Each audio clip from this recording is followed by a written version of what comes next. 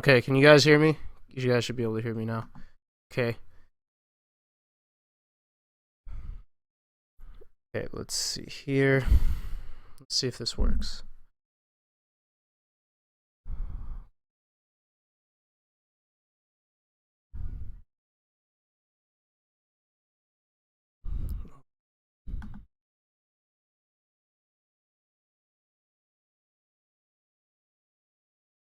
Okay.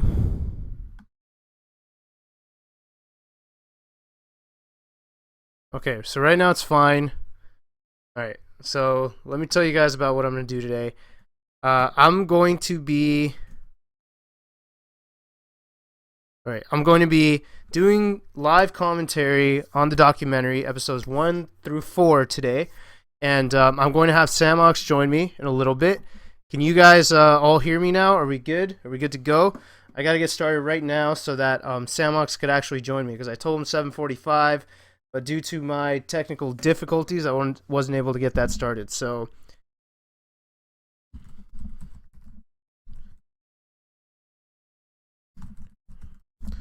yeah, let me know if we're good. Okay, cool. All right, let's get started. Just going right into it. Thank you all for tuning in.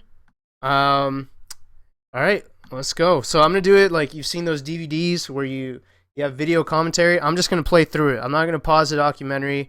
Let me know if you could hear it enough. You should be hearing me more than the documentary whenever I speak, but I'll be quiet sometimes if I have nothing to say. But we're gonna watch it. We're gonna do it just like they do with the movies. I'm just gonna talk while we play it. All right, let's go, baby. Put this volume. Okay. All right, can you guys hear everything? Today, a friend of the producer Are we good on sound? Play Smash Brothers Melee. How you doing? Pretty good yourself? Yeah. He considers himself to be pretty good, having played the game for several years. What he doesn't know is he's about to play Korean DJ, one of the greatest Melee players of all time. So when I first watched this, so within the first minute, I thought this was gonna suck, which is a little embarrassing to admit now. But just the fact that it started with like this robot-y voice, and I'm like, oh man, the quality's gonna suck. This is just gonna be like a school project kind of thing. So I didn't think much of it at the time. You know. Now he will try. And I thought like this part was a little cheesy, because I was looking at it from the perspective of like people who had no idea what Smash was. So I'm like, oh, they're gonna hear this voice. They're like, oh, this is like low grade. I'm not gonna keep watching. And that's how I felt when I first saw it. My mind definitely changed shortly thereafter. I'll tell you exactly what part of the documentary like it flipped on me.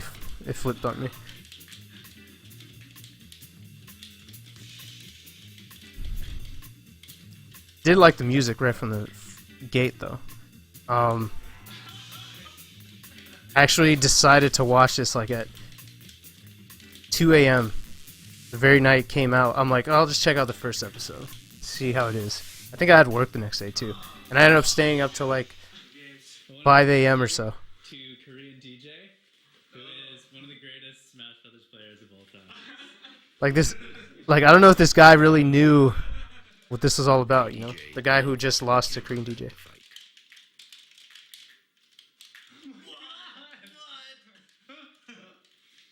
These guys are very representative of the typical casual, you know?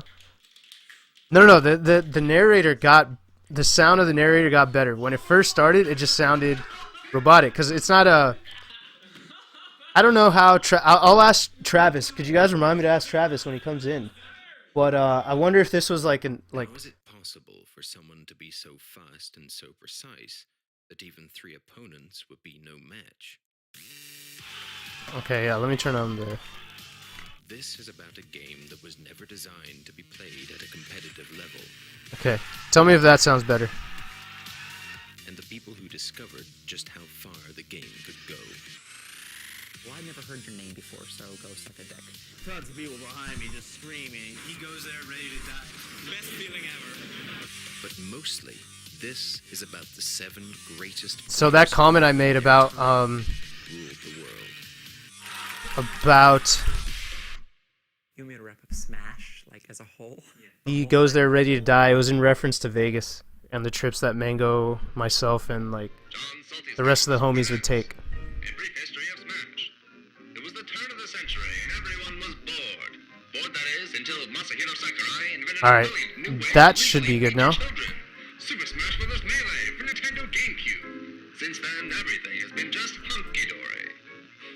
Alright, When please Smash Brothers Melee retweet, was released, it was intended Facebook, to be whatever you like, just getting this out there. something your family Yeah. could play together.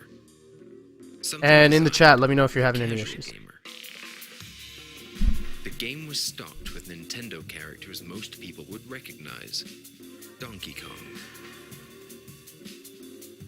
Mario, I did appreciate like the little intro to, I guess in case people didn't know about the game. In my little world, I even like just growing up playing this game since 2004 when no one gave a crap about it, I was kind of used to having to explain what the game was to every single person, you know. Now it seems a little sillier, you know. But when this came out, I thought it was perfect. I thought people needed to know what it was. The game itself was unique in a world of 2D fighters. I liked that it was easy to pick up. Like Street Fighter, you had to know. And then there were interviews that I didn't know, like I didn't know who this guy was. I still don't know who he There's is. just a fluidity to it that normal 2D fighters don't have. Not to say 2D fighters are bad or anything. Disclaimer. That's was probably very much like Lil. Like she'll consider what people are thinking about things she's saying, so she'll It's almost like correct herself sandbox fighting game. to make sure you understand what she's trying to say. Start taking it seriously. It's like, shit, there are comments in this too. And it's actually a lot broader, I guess, than most fighting games, because it isn't just memorizing inputs. You have to think a Oh, lot. did my screen like flip out? See what I'm saying? Okay. Everybody's like, it's going up. It's supposed to go the other way, and then they die. Okay, Yeah, cool. it's confusing. Oh yeah, the percentage. It's not at all like any other fighting. How'd you game. guys? I wonder how people felt when. I wonder if this was helpful to people who had never played the game. Like if they cared to even. And when I was watching this, I figured that this was at minimum for people who have played the game before. Maybe not competitively, Just but at making least sure people don't come people back who on have the played it stage once before. you knock 'em off. Um, You can kill people at 0% or like 1% if you just play it really smart and trick them into doing something. Hold on one Whereas second. other- Let me update the name of my page. I left that part out. Oops. Who have played it before. Oh, hide. Okay. Let me update this.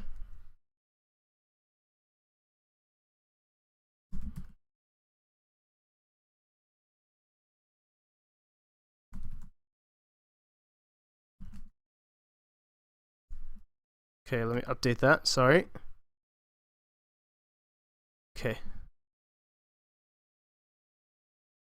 Okay, we're good. All right, let's go. fighting games, you can't really have that small tactical advantage. Like you have to kind of chip away at them constantly. Out of 649 GameCube games, Melee was by a wide margin the most popular. But despite the insistence that it should be a casual experience, a few Oh, players okay. saw Hey, as much Steve, did you? I mean, you watched Smash and before. took You it used to to play it another when you were a level. kid, right? Well, I mean, I first picked up the game. By the way, this when it clip came right here is out. from Apex 2012, I there believe. waiting in line at, I guess it would have been Best Buy, and brought it back and played all the challenges, you know, one by one, event mode. Fell in love instantly. It was brilliant. It was even better than 64, which I also played all the time with my Man, friends. wife, It was like as soon as he hit the fantastic. screen, I had he played for a couple of years he when he had an we found out amazing about voice to tournaments, that narrate they this host whole thing. tournaments for the game. He's always been a good talker. Like he originally back in the days, like dude, we were so bad at interviews. Awful. So when this came out, even at the time it came out, I'm like, who's he gonna use in the documentary that's like good at speaking? And we went And to I'm very, Guy. I was It our surprised that first he ended up tournament. getting. It was a, Well, when I did my interview, I knew he show, picked wife honestly. It for was this, crowded and it was and so smelly actually and seeing it really, was very really impressive because poorly I always knew wife was frustrating, good at this sort of thing. That was it. You know, it was just like turning on a light. I mean, and it's clear, like everyone's when you ask anybody their favorite person that was interviewed in this whole documentary was wife. Trash compared to these people, and that was very exciting for us. Once I realized where I was on the spectrum of this game, how far down I was, that the training started right away. Welcome to Smash Brothers Training. Today you will learn the first Alright, let me put up the advanced volume technique just a little bit. ever discovered. Is the volume fun? What the hell is a wave dash? Wave dashing. This is Samox. I wondered if this part was necessary when I first saw it. Hunter. She is also an accomplished dancer. And then I thought this part was By extremely jumping cheesy and when I then saw it. I'm quickly like, ugh. dodging into the I was ground, cringing at the she wave can dash transfer her dancing momentum part when I into first a saw it. slide, speeding up her combos Because like this and whole increasing her movement process is options. just very sensitive to me. Despite Because this, she since still cannot do the like robot. 2006 when we were in MLG Smash, like this was the golden age of Smash. And I would always tell people, like the Halo kids and like everyone, I'm like, dude, like if people knew Smash, it would blow up. Like we don't deserve to be playing second fiddle to everyone. We don't deserve to be in the shadows. Like if people knew the stories and felt what I felt when playing the game and being in the community, they would buy it. Everyone would buy it. It's just no one knew about it. So when we're doing like, whenever anything cheesy happened in this documentary, it like made me cringe. I'm like, oh, no one's gonna buy this. And while the video game is just a series of zeros and ones, everybody looks different. I can watch a video of a Marth, I can tell you whether it's Ken or Neo or Azen. You can see the style in a person's character, and that to me is incredible. You know, I've ran tournaments from At least back then. Challenge. I feel like as we've gotten more optimized with our gameplay, style differences are disappearing. Whereas back then, like you could choose to play aggressive, you could choose to play defensive, and that was your style. Whereas nowadays, you kind of have to have a mix of everything to compete. So that's going away. What Wife was saying is going away a little bit. With cartoon characters, but it just kind of was like a beautiful accident. Although Melee has beautiful accident is something we've been calling it for a long time. For the first few years, there were no guidelines. The first to uncover and master these techniques would instantly become the most dangerous. Yeah, I would love to like one day interview someone who had never seen this before or who had never played Smash before, and then just wonder how they feel about this whole thing. Holy shit! Coming. No, it's not Krishan. Come on. Azen. Oh man. We weren't really serious about it. I mean, we had fun with it, but Chillin was another person that I thought definitely just casual deserved a spot in this as someone who to get interviewed. He's like I said, like back in the days, you had like maybe 4 people I could name off the top of my head that were decent with interviews. That was Wife, Chillin, myself, and figure a game out and apply the best tactics immediately. Like the people running MLG, like JV3 and M3D. He was like top 2 ranked, he said, in the PvP. I can't even think of other people. Like everyone else was just awful. Top scores in awful. Every mode. Everyone was so shy because like this whole game, it just attracted like just the most socially awkward people.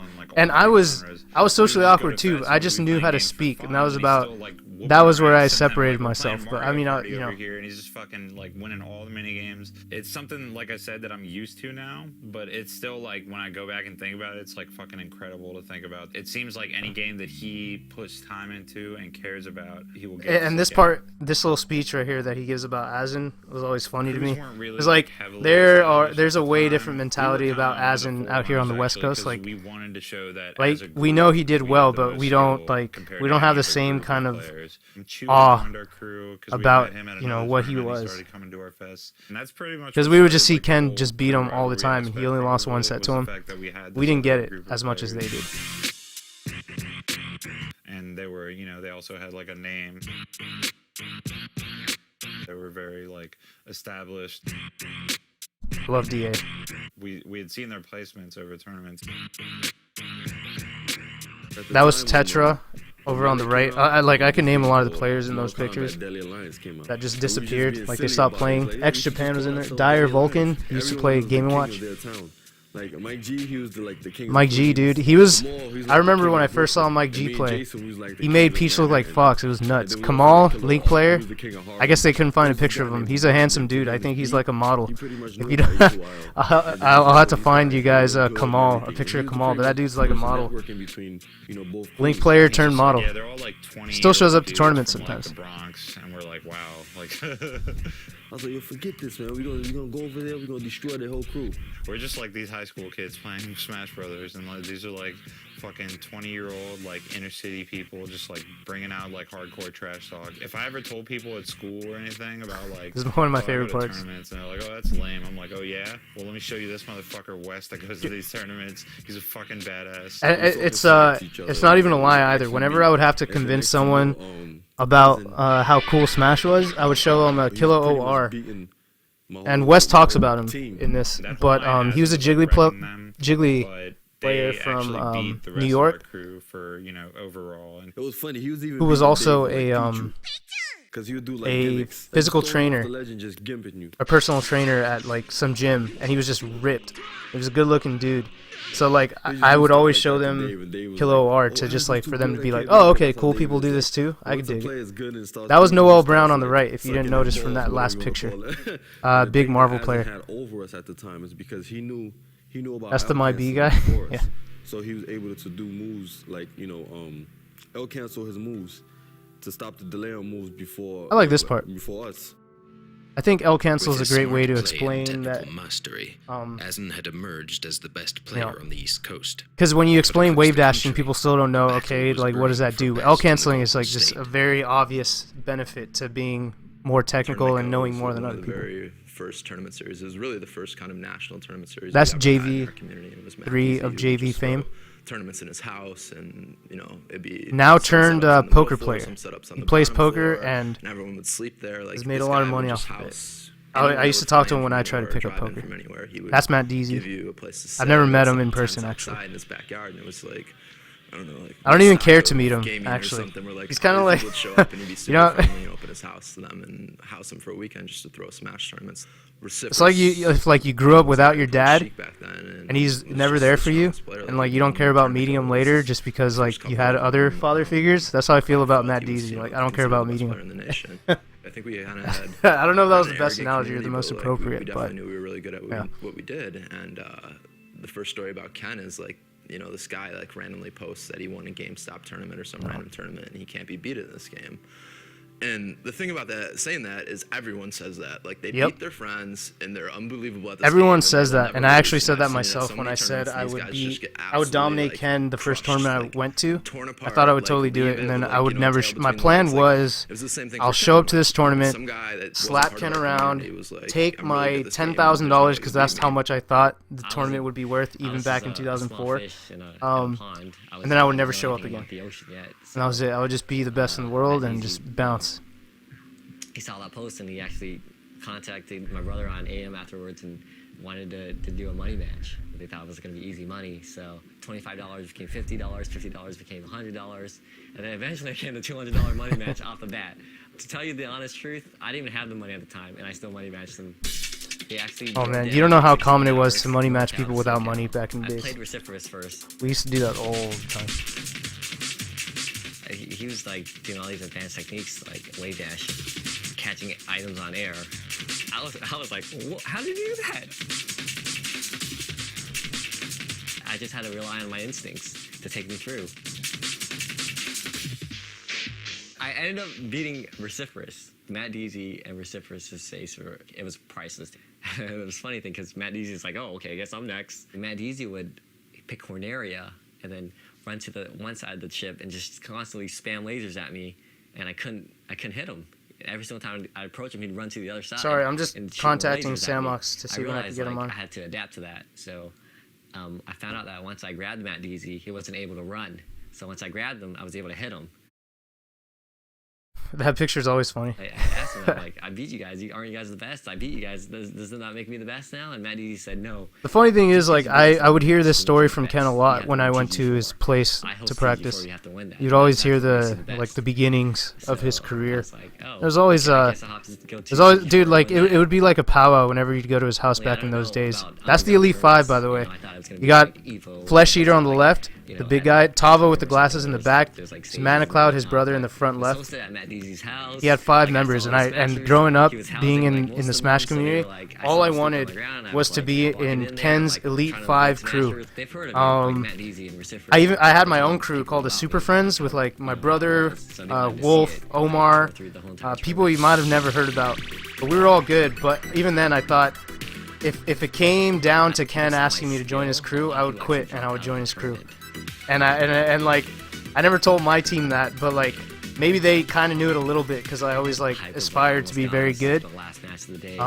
But I changed my mind after I became better than like everyone in that crew except for Ken. And then I was like, no, I'll just stick with the homies. Dude, I watched this match here. I've seen this match like 50 times. I would always watch it just to see how the best players played. And this shaky camera stuff was totally normal. This is like what we would watch all day. I ended up beating him. My parents really never supported me playing video games, especially at a competitive level. They would always PNS? Like, what would it stand for? The best at this game. You know, there's always going to be someone better than you. Was that Plup? I'm one of those guys who want to prove people wrong. You tell me I can't do I can't do that. I want to show you that I can do it. So when I came home from TG4 and I showed them a lot of cash, they're like, oh, yeah. That's beginner's luck. That's beginners. There's no way you can win another tournament. Ken emerged from TG4 as the undisputed champion of the West. See, so at this point, like when Ken started telling his stories and all that, this documentary started getting really, really interesting to me. With only a matter and I knew there was no way I wasn't going to watch the next episode. The ultimate showdown. Oh, is that the first one? Oh man, that went fast.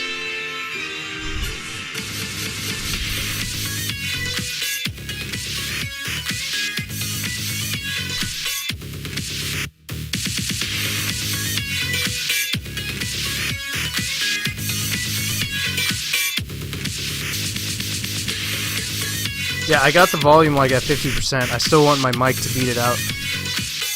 Okay, I upped my mic a little bit, and I'll up the volume of the documentary a bit. Oh, when I saw this little intro sequence, it blew my mind. That's when I was hooked. By the way, I don't know if Samox owns the rights to that song. What's a job? Today's winner is Dr. Peepee. Come on. It was very ugly, but he won. Okay.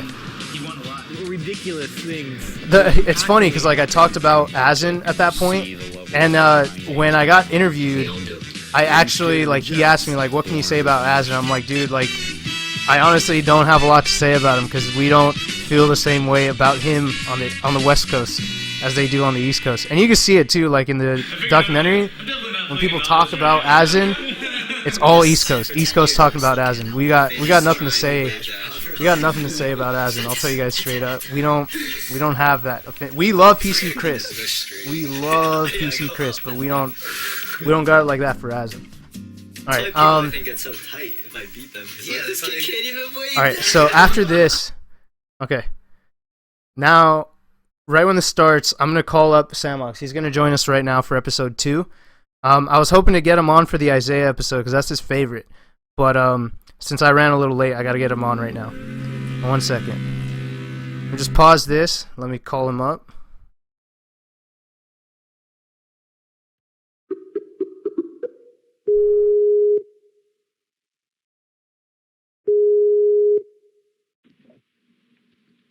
What up, dude? Hey, what's up? How's it going? Good, man. How you doing? Good. Okay, so I'm at the start of episode 2. Excellent. So you could hit start on your end as soon. Not yet. I'll tell you when. Okay. Let me just adjust your screen here. Cool. How's my volume? It sounds fine to me. Let me check with my chat. Cool.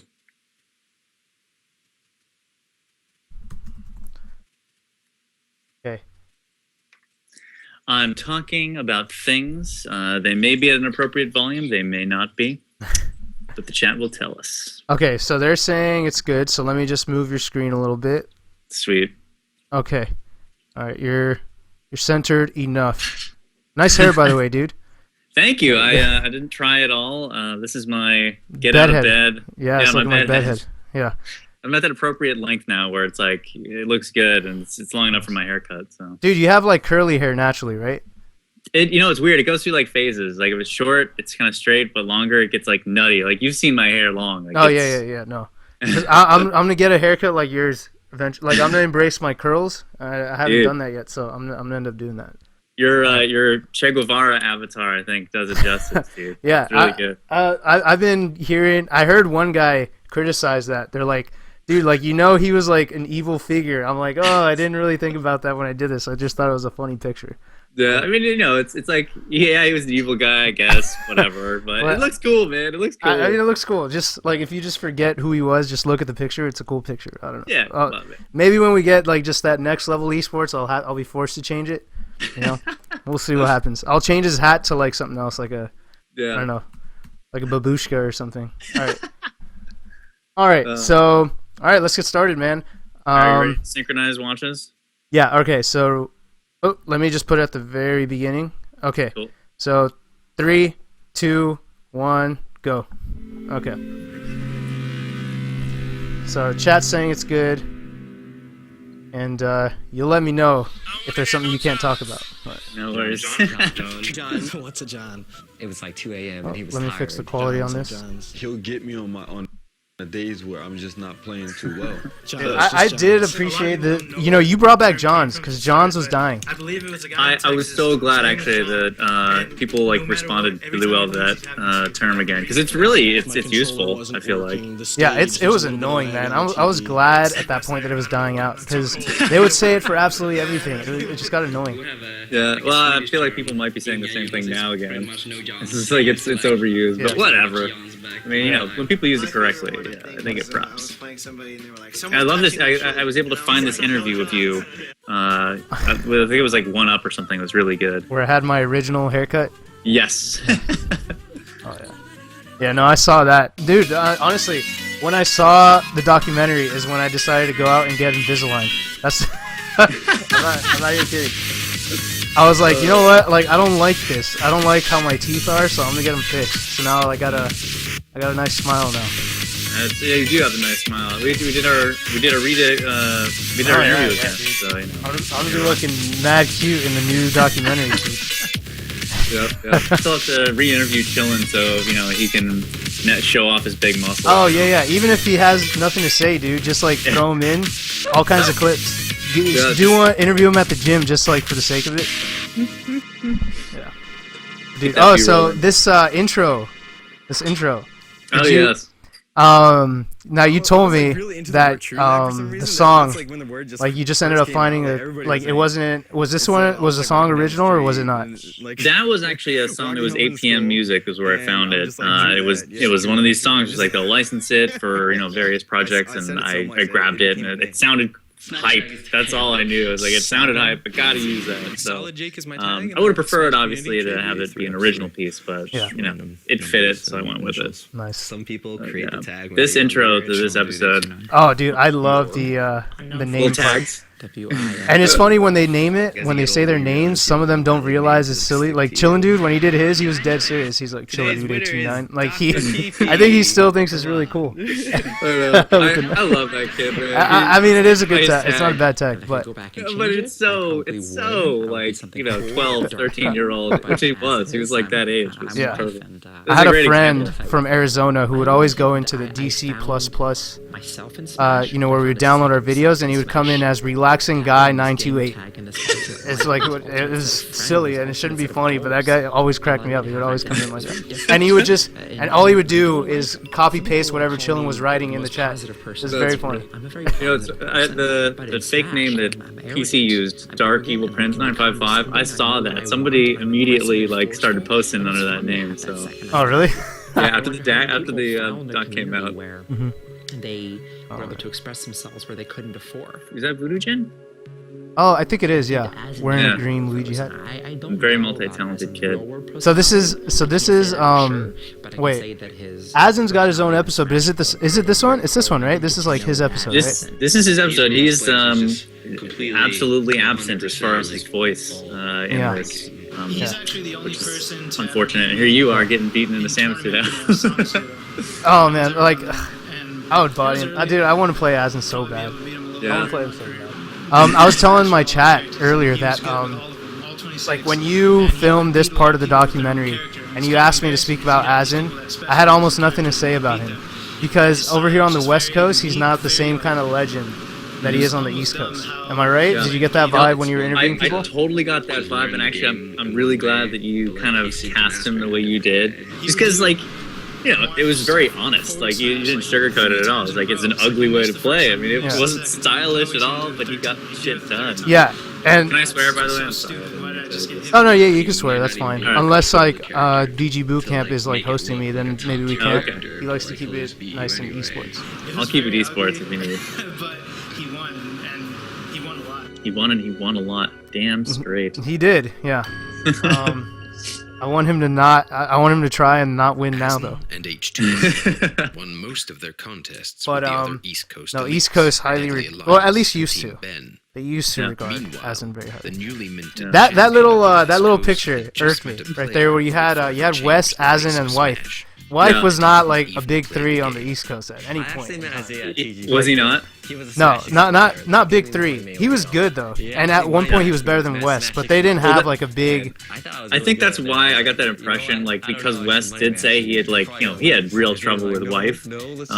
Yeah, So I was like, yo, Wife was on that same tier. But it might go to that thing where, you know, some people can beat certain people, but aren't necessarily, like, way up there. No, we're gonna talk about Wife's skills a little later when it becomes more relevant to the conversation. I got some things to say. It carried over. You should come down 2 weeks before TG5. Oh, this is when Ken used to always talk about how well, it'd be more Ken's brother would talk about how they would train Isaiah. Training partner. It's kind of like Yeah, sparring. I've never asked Isaiah about this.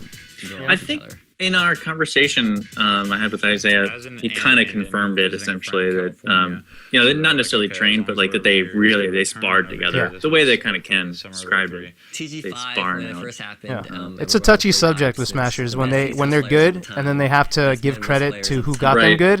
They don't like to do it anymore. They don't like to think because typically they end up better than the person that trained them or like on the same level, and they don't want to admit it. You know? Yeah. Does Mango give you props? I mean, I know he looked up to your reads and No, stuff. the like, best he tells me is that he used to be a Hugs fanboy. That's like, and you can see it in all kinds of interviews. He'll talk about me, but now he's like so damn good. And like, he's such a hard ass. he's not a Like, fanboy of anybody now, except for like isn't himself. Armada. This is It's just him and Armada. Yeah, I can see that. That's why they're always giving each other skill hugs at the end of tournaments. Have you seen those? But something They, they just embrace and they call it skill hugs. Skill hugs. and they made it known that in their eyes, That's good. I have seen pictures of them getting lovey-dovey after The funny thing about tournaments. this tournament was. Oh, by the way, before you go, are you willing to do like a quick Q&A? Yeah, Like sure. whenever you end up needing to go. Okay. So we'll do a Q&A in a bit. I think they're fun as hell. Sure. They're no Eddie- I love Eddie's the man. Yeah. Regularly. For those of you who don't know, Eddie, Crazy items list too. back in those days, was like one of the, I'd say he was top 10 in the world. Ganondorf player. He invented Ganon, straight up. And that's how much Ganon sucks. It hasn't changed much since. Yeah. I just wanted to point out that No, I'm little kidding. Charizard thing. I don't know if you notice that the Charizard. that what comes was up- it? Or not Charizard, Charmander. Mhm. What happened? It's like when Eddie's talking about like, you know, items and stuff, and this little Charmander kind of comes up from the corner. I was always happy about that little Easter egg. It's like the Mortal Kombat guy that pops out at the bottom right. Exactly. Whoopsie! Oh, did it say whoopsie or toasty? I think he said toasty, but I have no idea. I didn't play enough Mortal Kombat in my day. Chops. I still remember Chops. He still shows up to tournaments. I'm the only one who notices. Really? I'm the only one who cares because I remember Chops and Sava. I watched this video that you're playing right now like a million times with my brother. I'm like, look, because this was all we had to match faces to people. Wow. This is all we had. This was the Was it the Punch Crew guys? I think that shot Yeah, this. yeah, and like this is all we had to match face because back in the days you could show up somewhere, even though you're a big name, but they couldn't match a face. Yeah, yeah. And then like when you'd see these guys in tournaments, like you'd react the way people do now, like with esports figures. Like, Yeah. it's crazy to me, but I would do the same thing to other people. It's like, dude, Sassafur, dude, I'm fanboy. I'm a huge fan. Yeah. I love it. It's so true. There's a Many famous. To my wife, yeah, husband, of course. Dude, husband was just such a jock back in the days. It was hilarious. He has ginormous arms. It's ridiculous. He's that straight edge shirt too. I just never noticed that actually. Yeah, they're actually straight edge. I got along with the newlyweds very well back in those days because like we had a lot of the same philosophies on life and towards the game about taking it seriously. Yeah, I could actually see that. I could totally see that. Game over happened. I was 14, so I mean I was chilling young during this entire thing. Where did you guys come from? New York City. New York City? Yeah, this is the kind of stuff that you like. You know, if you have a camera at a tournament, or you know, years later, you never know. Someone might be making a documentary about you, and they could use that footage. So. Did you personally ask Mike Monkey? That's what his tag used to be. What was it? And the Punch Crew. Mike Monkey is what his Mike right there, the guy who would film this. Yeah, I didn't. I actually didn't know who he was, like, or like who he was specifically to get in touch with him. But oh, so you just grabbed it? Yeah, and honestly, I'm glad I did because it's not on YouTube anymore. I can't find it. Oh yeah, no. This is like on archives. I got it on a hard drive somewhere. All these old videos. Oh, you do? Yeah. As well as the community. That's good. Yeah, I was. You're rock. I think it was on a gaming channel. It's BME or something, and that channel disappeared or like went away with all his videos. Yeah. Anyone in the community. Oh, that was a Muffin Man, dude. I could recognize all these people. Like, sometimes though, like I'll be honest. Sometimes, and I'm hoping this isn't shots to anybody, and no one takes it as shots. But sometimes there are people who come back, like, and they were around in 2005, and they come back. And they try to reconnect, and they try to use me as the way to reconnect to the community. And like they kind of try to skip the whole process and just go right back into like practicing with like me and Mango or like Lucky. I'm like, no, dude. Like you gotta I gotta know you're in this again. You know what I mean? Like show up to some tournaments first, and then like we'll talk. You know? Yeah, no, you gotta be serious nowadays. Yeah. I love that song. Yeah, I'm so glad it's 1969 from RJD2 or 1989. What is it? 1976. I like how you went to 69. As a smasher, of course, you go to 69. Yeah. No, dude. There's actually a song named 1969 from Boards of Canada. That's where I'm getting at. That's right. That's right. So there you got what you wanted. Now it's time for singles and whatnot. So I gotta ask you, like, so Ken has talked about this tournament a lot back in the days. When how easy was it for you to get info or like just get Ken to get really passionate about the tournaments from back in the days that he would talk about? He was amazingly knowledgeable about these old tournaments that I wouldn't have expected anybody to have a lot of memory about, but I mean, you could see it on his face at the end of this episode when he talked about TG6 and the results of that. That he was still a little salty about like that, or maybe he was just like he didn't like the line of questioning or something. I don't know, but he certainly showed disappointed emotion at that one where he placed 9th. Wow, even years after the fact. Yeah, which is great. I mean, it shows it was like really important and meant something to him. So that stuff sticks to you, I guess. Yeah. So you were telling me about the I think it's this episode or it's the 4th episode actually. The crew battle that still sticks to you. Oh yeah, like where people. Well, now I'll be honest. Now it's kind of dying. Like it's dying. Yeah, it's dying. So I think these things that you can't let go of, they have like a 5-year half-life or something. And they start to disappear. No one's talking about it anymore. No one's like, oh, West D shoes. Like, yeah, they know now. That is actually really sweet. I mean, for me, as a scrub, I think I have to say combo. Yeah. He came back. How did Chillin? Freaking out. I feel like this is one of his best. This has to be like one of his best career moments. Oh yeah, definitely up there for him. I mean, he clearly remembered this very well. Oh yeah, he's describing. Yeah, it's perfect. Movement. Yeah. Perfectly lines up. and I just wave dash back, let him put out a forward air, and up smashed him. He even calls it. I think Mike called it, actually. It's funny because he called it without video footage, and then you just mashed it up to the video footage, like word for word. I never felt like that good. Like I remember seeing this. So I used to watch that clip in general, and I money matched Chillindu the first time I met him on the East Coast. We had it set up way in advance, and he did not give me any respect because he said he would just beat me with his Sheik, and he was a Fox player, right? And this was before we even knew it was a bad matchup for Samus, and I beat him. And while I was beating him, I think he was like asking like, why would you grab there? Because I would keep grabbing him. And so then that's when our rivalry started. I feel like Chillin and I have had a big rivalry up until the Rebirth. So now we're like, we're kind of like in this connection of like we're old school players and like we got to stick together. So like we don't talk crap to each other anymore like whatsoever. But up until 2009, it was always me and Chillin just talking crap, or like trying to money match, or just like keeping score of everything. I remember one particular moment at MLG where I was playing him in bracket, and he goes, what is it? Is it like very cockily? He turns to the tournament organizer. And he goes, "Is it 2 out of 3 or 3 out of 5?" He goes, "It's 3 out of 5." He's like, "Oh, okay, so I just have to win 3 in a row and I'm done with this set." Like it's how he actually said it with me in his face, and like clearly he knows I heard him, so he clearly was just talking shit. Yeah. But I remember that so vividly because he just straight up said that, and then I 3-0'd him, and like he just had to like hold it. You have to hold it after that tournament at an MLG. That's too good, man. That's really funny. Yeah, he used to talk a lot of shit, crap back in the day, but I think that's just who he is, and more power to him. I think it brings the hype. I mean, obviously brought some hype at Apex, for one, better for worse for him. Dude, this is one of the best songs. Is this an original? This song? This is another one of these APM songs, licensed songs.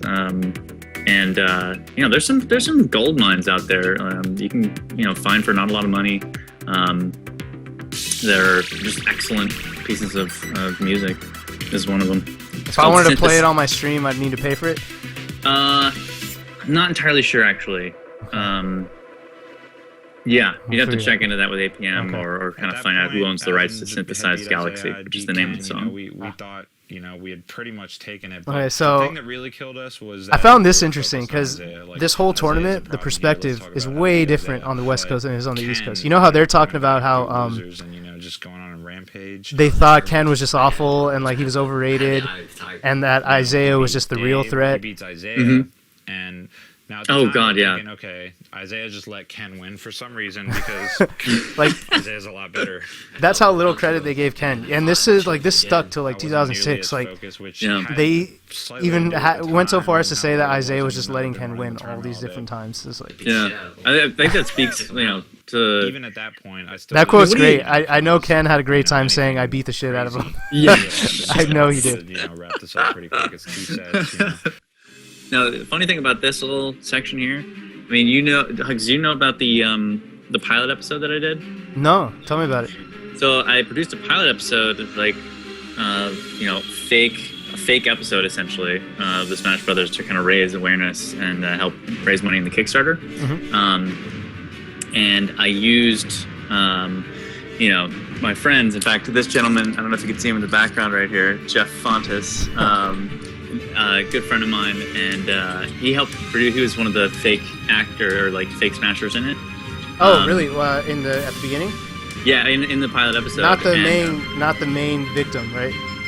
No. So this is like an entirely not as There's an episode that was like I've actually hidden. I don't want people to see it right now because it's horribly bad, and I have to wait for a certain amount of time before I feel comfortable like showing it to the general public. Right. But when you're like the next Scorsese, that's when you like show it off. Yeah.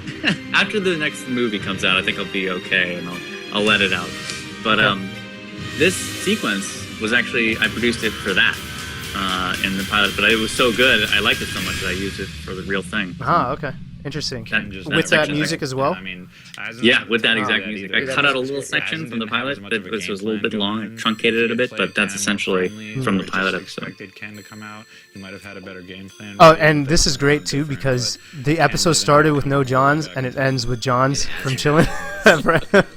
So many what was his job? I don't want to rewind, but I want to remember. What did he just say? He said like they weren't mentally ready. They expected Isaiah to come out, so he was like ready for Isaiah, and then Ken coming out threw him off.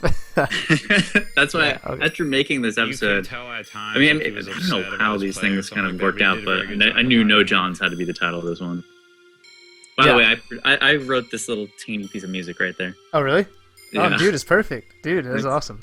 Like it's got like a No word could better like an describe atmospheric someone like unassuming. Metroid He vibe. is You know what I mean? Like loath to a lot of accept Metroid songs aren't greatness. really For all the songs; they're games just that like he's little good at dings besides and just melee. Yeah, He's yeah. these Yeah. world records in a game Yeah. that he just picked up just because whatever, because he's Asin. That's a great Not shot of only is he Asin. I think just that's mellow his and hot goes with shot. the flow, Yeah, he looks like a cool dude, doesn't he? Yeah, He really I mean, wants to I do like his everything look a we lot say. more now when he's got You know, now it's he's like, got a Asin, do beard. you want to play Smash? Dude, for like, 12 hours in a oh row and god, not eat? he used to wear like It's not just crazy about the game. Hey, Asin, let's take a red road trip dragon to shirts, like that one right there. You see Yeah, that? That's yeah, horrible. yeah. That is Little horrible. Like Mermaid. that was. We did It's sing like Little sometimes Mermaid. And you all blame those someone for 12, doing something out of 14-hour style, trips to the but Midwest that was in never. great It company was and never. a great It's time. like he skipped Hawaiian shirts, went straight to just red dragon.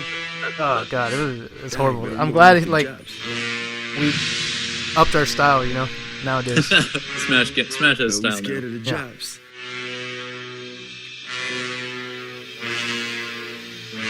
By the way, on our homie road trips, we play that song a lot. The dun dun dun dun, the song you had with the Godzilla coming out. Oh yeah. We jam to that. Yeah, in our road trips. Nice, Yeah. man. Dude, you should capture a road trip at some point.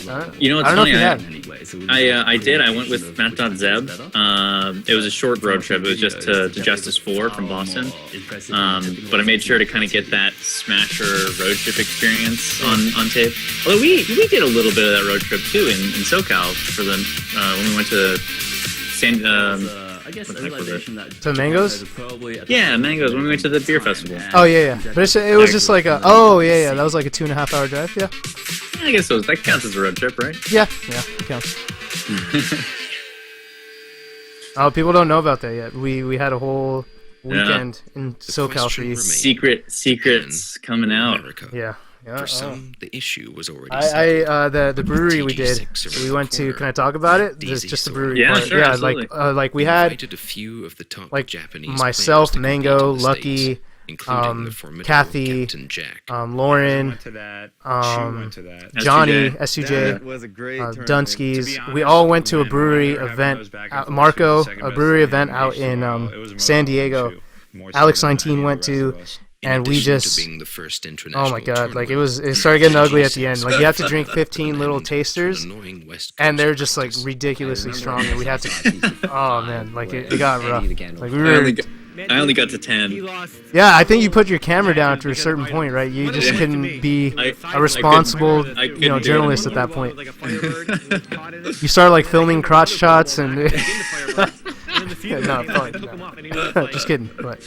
Yeah, my integrity went out Matt the D's window. said F this, no more items. So he took out items for TG6. You know when they first officially when items died. The day before the tournament. Because we're talking about items here and how they disappeared. It was MLG Los Angeles in 2000. It was a 2004. This guy's Japanese. He's like Late, really like good. we only had one event in 2000. No, it was 5. It was 5.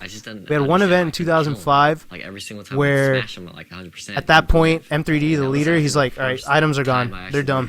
And then they never came back since, except for in the Midwest when they still try to hold on to these weird. Like it's Nexus or something. If Yeah. mastered, this simple skill can keep you I actually alive shot a lot where more of other these. players would easily Like a lot more of those little like.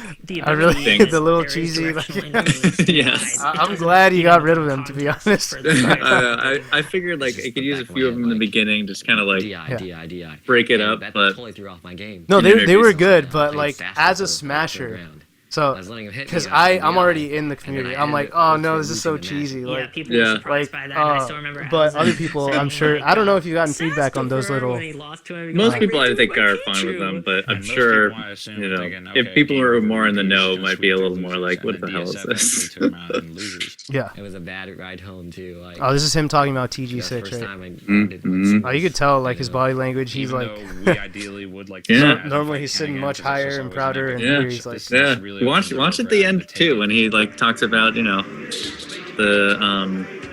I results. fought Isaiah. with my ice climbers, and I beat him. Yeah, this is when I first heard about you.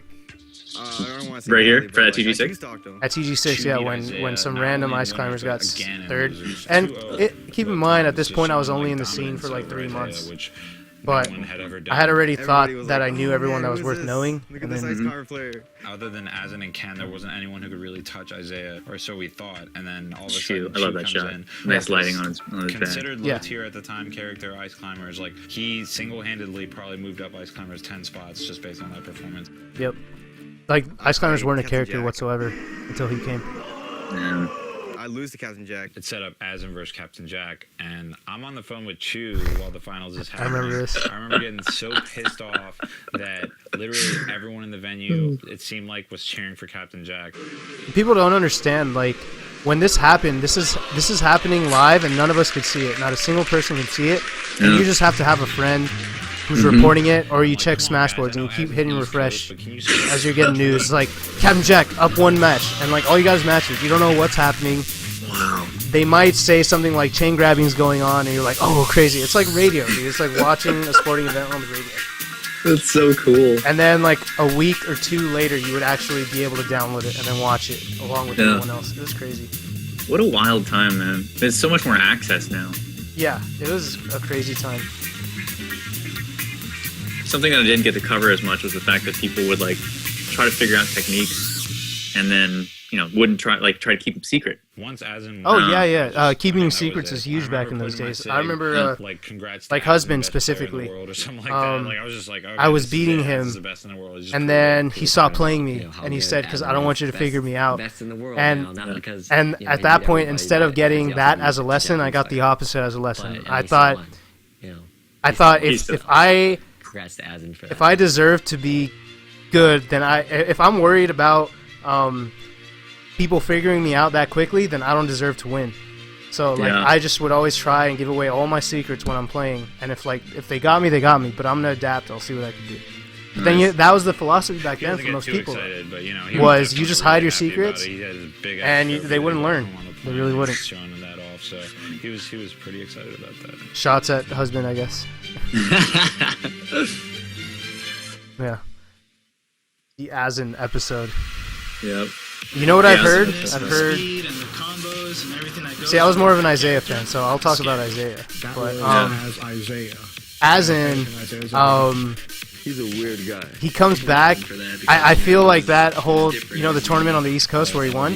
I don't buy it. I don't buy it here on the West Coast. I don't buy it. I'll just be straight up. I don't think. I think Chilla and Chu are great friends with Asin.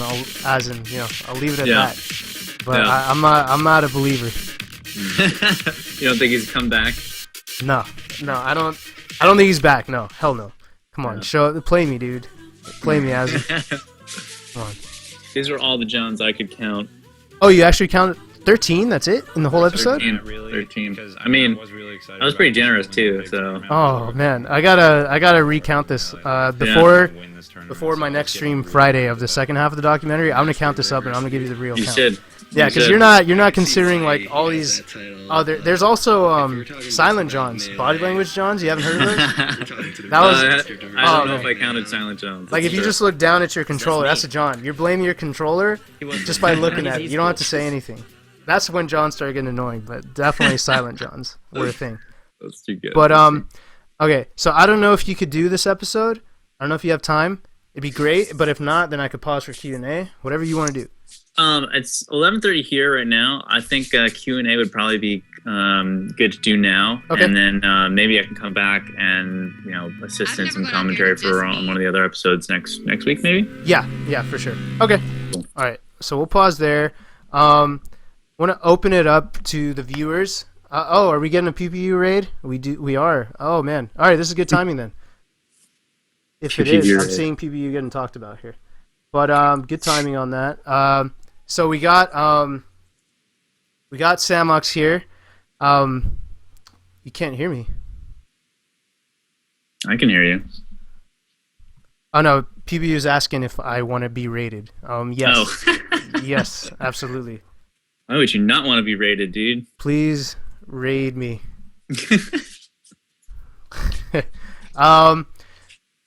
Okay, gotcha. Okay, so if you're in here, you got some questions for Samox. It's like a Hollywood video. It's like a not Hollywood video. It's like a Hollywood interview. You know, when the movie hasn't come out and you ask them about the movie, and then they say that they can't say something or they may be able to say something. You might get that from him, but feel free to ask him any questions. How about I'll read out the ones that I think are good for you to answer. I can't see the stream right now, so you can go ahead and pick. So if you guys have any questions, for Samox, not for me, I'll answer questions later. But any questions for Samox? Keep in mind he is doing a new documentary. You could ask him stuff about that too. And yeah, okay. So we got one question. Why did the Isaiah episode have so many 5-centimeter stills? That's a good question, and I was going to talk about it if we were going to do the Isaiah episode. But the fact that I had done an audio interview with Isaiah meant that I had a lot of B-roll that I needed to use to kind of cover all the audio. So I needed to kind of have something there representing. That something to kind of relate to what he was talking about. And I had seen a still from 5 centimeters, and I thought it was gorgeous. It was an incredibly beautiful, film. And I thought that there were certain shots that just were perfect analogies. And I also thought that, anime is very popular in the Smash community, so it's kind of a language that people understand. And because it was the images kind of fit emotionally, I felt with kind of this out of body experience, non-specific kind of stuff we were talking about, more generalized things. Yeah. People would be able to connect with it emotionally through that better than if it was just some random shots of Isaiah or something like that. Yeah, like close up with his nostrils open. Might not get the same effect. Yeah. No, I actually thought those stills were really awesome. They brought out the feels when I watched it live. Yeah. They were perfect. Sometimes the less detail you put, the better, for the more emotionally connected you get. Yeah. So that is why you are a director, my friend, and I am not a producer. Okay. So we have another good question from Bobby XM. And he's asking, why did you choose to not have a Chew Dat episode? I think that's an interesting question. That is a great question. I would have loved to have a Chew Dat episode. I think there are certain players that when I looked at it, as far as a story, I was like, okay, this person I kind of want to have as the protagonist. This person I want as a supporting role. Which is why I wouldn't say Hungrybox, even though he kind of has a lot of time in Mango's episode. I didn't put him as one of the Smash Brothers. I kind of wanted him to be more of a supporting guy. I think people, it was almost like a Training Day situation, where the main character doesn't have as many lines as a supporting character. Ethan Hawke versus Denzel. Yeah. Which is partly Mango's fault, partly my fault, because we just didn't have enough. I didn't have enough footage talking to Mango. I didn't have enough material. So I kind of had to create something out of that. But more to the point, the reason I didn't have a Chew Dat episode, he's totally deserving of one. He's totally deserving of his own documentary. Is I just kind of pegged him as someone who would work really well in the story as a supporting character, as far as the story structure went. People have different perspectives on the history. He might, and I think he does deserve to be recognized as one of the best at the time. I mean, he won so many. He got a lot of second places. He got a lot of first places. I think he won Pound 2, right? I believe so. Yeah. Yeah. Mm-hmm. And he won a few MLGs too, if I remember correctly. He didn't win any during the 2006 circuit. Yeah. Because it was always just Ken or I think Asin won Chicago, I believe, or no, something like that. But Chew Dat would always get second or third on all of them. He didn't win one. So. Yeah. And which just kind of led into it. My reasoning behind it is he didn't have as many first place finishes, despite the fact that he is an incredibly strong player. So that was kind of my reasoning behind it. It was just from a story perspective, which is debatable. Anyone can make a case the other way. I kind of agreed with the choice anyway. On my top 11 all time or whatever, at least back then when I made the list, I had Korean DJ above Chew, so I felt like he was more deserving of an episode. Okay, this one's a kind of a funny question. Mr. Noah 13 asks, was there anyone who you didn't like after interviewing them? I didn't like. I'm guessing it's someone who didn't end up in the documentary, maybe. I don't Yeah, know. We'll see. probably. Although if I did interview and you didn't end up in the documentary, that doesn't mean I didn't like you. It just means that like I probably got someone to say it quicker, or in a different way, or I didn't end up using some section. But I see. I don't think that there's anybody in the Smash community that I interviewed that I disliked after talking to them. I mean, people who are willing to sit down and talk to me are usually, they're putting themselves on the line a little bit. So, I mean, I'm just immediately appreciative of that. And, when they talk to me, that's the thing, is I have to understand as many different perspectives as possible. And so I try to put myself in a lot of different people's shoes. So it's hard for me to like hate on anybody or even dislike people, because I just, I'm an empathetic person, I guess, in certain ways when it comes to that. So no, absolutely nobody that I hated. Okay. I actually believe that. I don't think that's a cop-out answer. I actually believe you mean that. So I'll let you live with that answer. I won't dig in, Let's see. Okay, so this one's from one of my subs, Andy Mossity. He asks, why didn't you have a lot of Mango material? And this was my original question in the past, but I've already talked to you about that, and I've heard answers towards that. But for the people that don't know, why didn't you have a lot of Mango material? Well, I was in SoCal to interview Ken and Mango, and I was able to nail down Ken, and we were able to knock out our interview, which took over the place of 5 hours or something. And for Mango, I was trying to corral the guy, and he can be a hard guy to kind of or at least he was giving me kind of a runaround at that time. I couldn't really have him just sit down and talk to me. What you mean? He was just, when you would ask him, he would just give a big raffle and then not say anything else? Well, that's a classic Mango. I know it is. He wouldn't respond to my messages on Facebook for the longest time, until I said, "Come on, dude, you look great on camera." That was able to. He was like, "Yo, I can dig you now, dude." So that was the only way I was able to get him to come and sit down, and I assured him that he would look good on camera. So, but we only had a 20-minute interview in a bathroom with terrible audio. Was it the same tournament that we interviewed at? It was. We interviewed outside, and inside is in that bathroom. That's where we did that thing. I'm glad he got his out of the way first in the bathroom. Yeah. It wasn't enough material. I mean, I could have.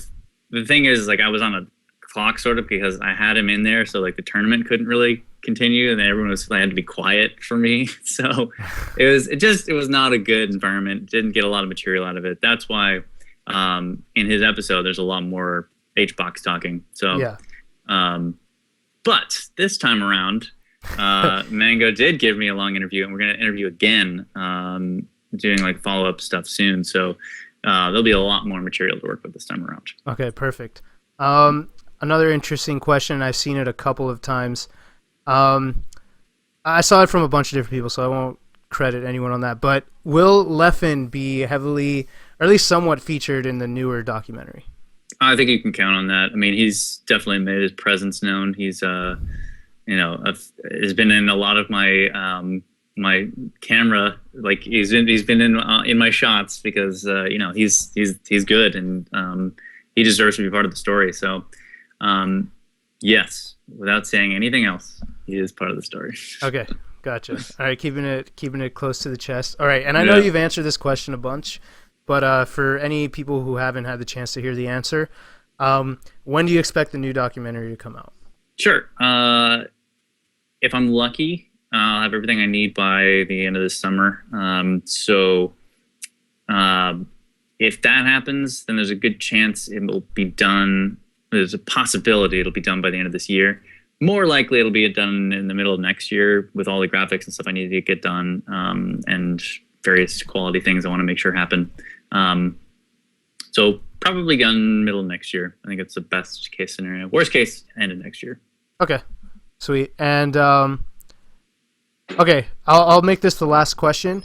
There's another question here, but I think I could answer that. They're asking, will this just be like an added episode to the documentary? But we spoke about it. You're hoping for it to be its own thing. Oh yeah, own movie, Completely own dude. thing. So just imagine you never saw the first documentary and you're starting Exactly. fresh from a brand new documentary. Exactly. Okay, so this question is from another sub, Sir Vic Ramen. We carpooled to Vegas recently, the homie. What do you think it is about the Smash community that made this such a compelling documentary? I think I got lucky because this is an incredible community, and we're all right. Yeah, we're all right. Right. It's honestly, it was a unique combination of things, and I have my own theories about it. I feel like the fact that it is like a kids game really helps kind of be inclusive in a certain way.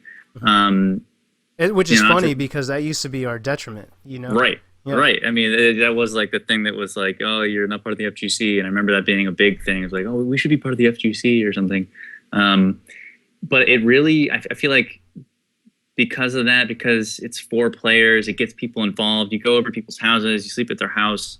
There's a, I don't want to say friendlier, but maybe it is kind of attitude, like where you might not find that in like another community. It's just something different, I hate to go to the beautiful accident thing, but it really is that all the elements were there to have a fiercely competitive game, but also at the same time, it fosters some kind of camaraderie that's ineffable. And it's hard to find in other places where, online games or like Dota or something like that, you're not going to find that. Like what happened at Apex, where everybody kind of came together and made that happen. That would never happen at a, Oh yeah, no. I would always comment on how the Halo kids back in MLG 06, they wouldn't hang out at Denny's like at 2 a.m. like first place hanging out with third place to talk about the tournament. Like that doesn't happen. Whereas with Melee or Smash in general, at the time it was just Melee. So I'm not being biased here, but yeah. We would all hang out with each other. First place was 7th place. You beat me, and then I'll talk crap to you at Denny's over a Grand Slam. It was a very different community. So I definitely agree with the answer to that. And with that, I know it's late for you, so I will be letting you go. But as you mentioned in brief just a little ago, I will be doing this the second half next Friday, and you'll be joining me for one more episode. I will have other guests. I'm going to work on Mango. Even as one of his best friends, I still don't know if I'm going to be able to get him because that's the kind of guy he is, but we'll see what could happen. But yes, please join me next week. We'll talk about the times, and, pleasure having you. Thanks for doing this. Really appreciate it. I hope the viewers also appreciated it and had a good chance to ask you some good questions. Yeah, so, thanks again, and I will see you definitely at some other upcoming tournament. Yeah. Where am I going to see you next? What tournament? It might be Evo, if not something. It'll definitely be Evo, if nothing. Okay. Yeah. you kind of need to show up to that one. Yeah, CEO, totally. maybe? CEO? Very possible CEO. Okay. I'll definitely try to make it. When is CEO, actually? It is in June. So okay. Just a yeah, month more prior. than likely I'll be there. Okay. So yeah, and if anybody has any questions that they didn't get answered or one, I'll be around next time. Okay. Do you have anything to plug or anything like that? Nothing to plug now. I mean, if people want to shoot me questions, they're feel free on my Twitter _ Samox _ anytime I will try to shoot you back. Okay, sweet. All right. Cool. Thanks a lot, man, and I will see you next time. Talk to you soon, dude. See ya. All right. Awesome. So I will be doing the next 2 episodes still, so hang tight. Right now I'm going to play an ad, and then I'm going to go to the restroom. So if you have ad block, I'd appreciate the turn off. And yeah, just a quick 2-minute ad, and I will be right back.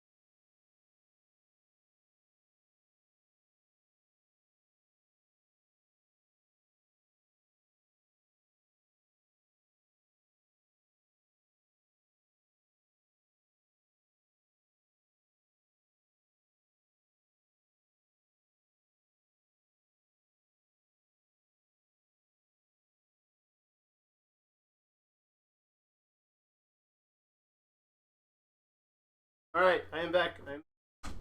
All right, how was that, everyone? Is that good? I'll get you guys started back up. We're gonna go into the Isaiah episode, straight into it.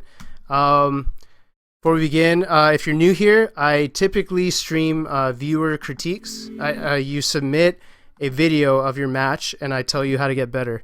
I do that on Mondays and Wednesdays at 8 p.m. Pacific Standard Time. And if you're a sub, it's only if you're a sub can you submit matches for me to critique. And a lot of people have been saying it's been helping them get better. So just letting you all know.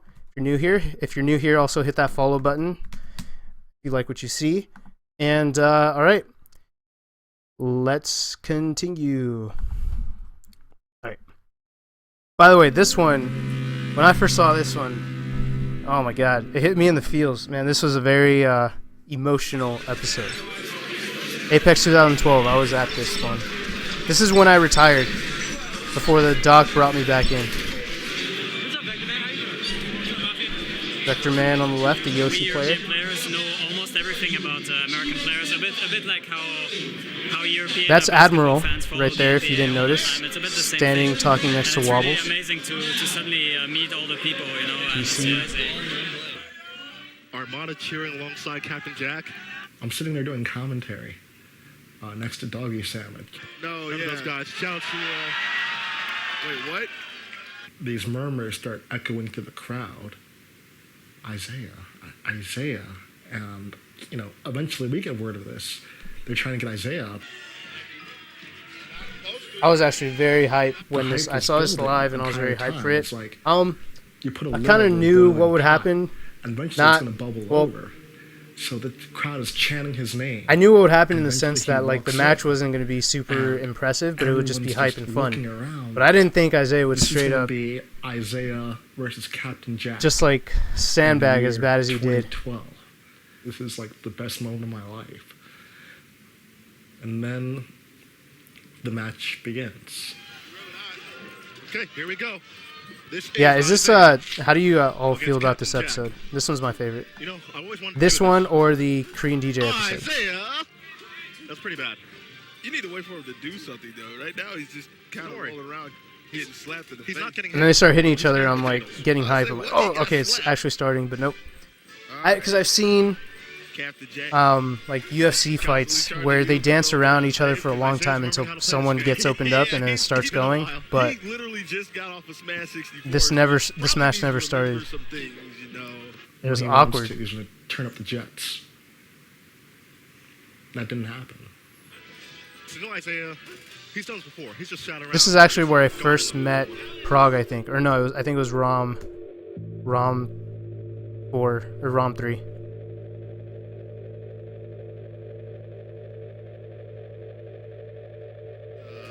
Needles, all these stocks. Mewtwo King episode? Yeah, that was a good one. Don't get stock, Isaiah. Don't get 4 stock. Please don't get hit. 4 stock. You, Isaiah. Did people even clap? The crowd is stunned. No one clapped. That was in hindsight, that was as Isaiah as anything Isaiah's ever done.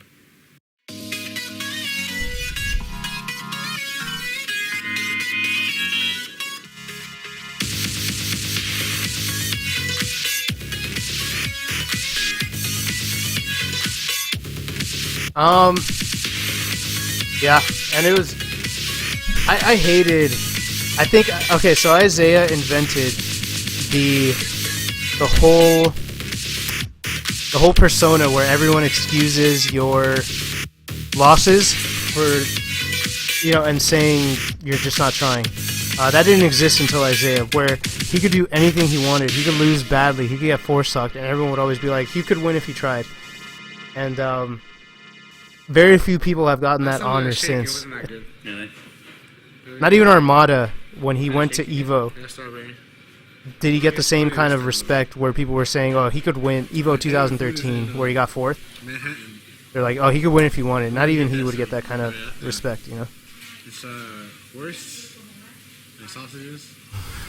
The one I get is called the Joseph Stalin. This here is totally Isaiah humor. If you ever met him, Special, you can't choose the kind of worst. I remember one specific instance where oh, let me hide that second window. Sorry. Yeah. Just play video games. I remember one instance where we were walking at MLG Nationals in 2006 towards the venue, towards the ballroom that we were at, and there was some art piece where like there was like a person, like some kind of figure, like kind of like screaming, looking up. Not like it wasn't crazy, creepy or anything, but that's like what the figure was doing. And then Isaiah walked by it, and then actually no, hold up. It was just some regular piece of art. I don't know what it was, but it was some regular piece of art. And he goes to me and he goes, "Hey Hugo, doesn't this make you feel like this?" And then like he makes his face weird and he claws, and he just poses like this for like a solid minute. And like that's his humor. It made no sense. If you knew Isaiah, he was just a weird guy, but he was funny. I always just go back to that. Am I muted? Kind of like that. Yeah. Might be playing the game until there's no one else. Am I no, I shouldn't be. Okay. Isaiah and I were, on an epic quest to like go to as many tournaments as can to support each other. Yeah, so this is what you had to do back in the days to live off of Smash. You had to travel everywhere to make money off of events. Like you couldn't count on local events supporting you. Not many players entered. We weren't making too much money, but enough to get us to the next tournament and hopefully make more money. By the middle of 2004, the competitive Melee scene was getting big. New tournaments were larger, better run, Yep. with bigger cash prizes. I remember when we attracting started top hitting players our from first across the 100-man country. tournaments. It was just... New York's Smash for Cash, MDVA's getting schooled. How and old Melee was FC, Isaiah? hosted Isaiah? by the Kish brothers That's the of thing. South Like you Bend, just didn't know Indiana. anything personal about Isaiah. Misunderstood enthusiasts I don't know what living his an age was, to be honest. I don't know today. The very first FC if I were to was guess, I'd say amazing right now because he's probably I think that was, 32 like, the second or third time that Ken and Asin had met or each other. 31. Like that rivalry was really Something starting like to that. heat up at that point. Yeah, I think he might be like 3 or 4 years older than regretting me. it because it ended up being huge and like a massive success. And the top three was Ken, Az, and Isaiah again, which was crazy. I think those three in particular, Ken, Asin, and Isaiah, were just So a level or two above everybody. when I was watching this, I remembered, I related it to the gods we have now. We have 5 gods, and now probably 6. We have 6 now. But back in the days of this era, it was a big 3. It was Ken, Isaiah, and Asin were our gods. Until about 2006, where we ended up getting 7 gods. There were 7 gods. to counter opposing lineups. So, At FC, like Alex 19 and Lucky would make fun of me a lot for that. Like how I would be like 8th place, but I'm like, dude, there were 7 gods, so being 8th place was like, from Canada and me. It's pretty good. First against Wes. Anyway. And did all right. After me came Jared. He got a stock or 2 from Wes, but then he lost all of his. Also. Yeah, Wes would Then it body was everyone Mike from back in those Canada. days. He finally eliminated Wes, and then he had to fight Oro's Samus. He lost too many stocks against Wes to really be able to make much of a dent in Oro. So then it was just Ken and Isaiah against Oro's last stock, husband and wife, and David. Like this is like the So kind of gap Isaiah people just had, went into beast mode. He went the gods had versus everyone else. Like there was just no contest. It's different nowadays, where you could expect, I don't know, someone like me or Duck or the Moon to have good sets with the gods. Whereas back in the days, they would just do this to you. They would just destroy you. No chance. And these were good players too. GA Dave, Wife, they were all like great players.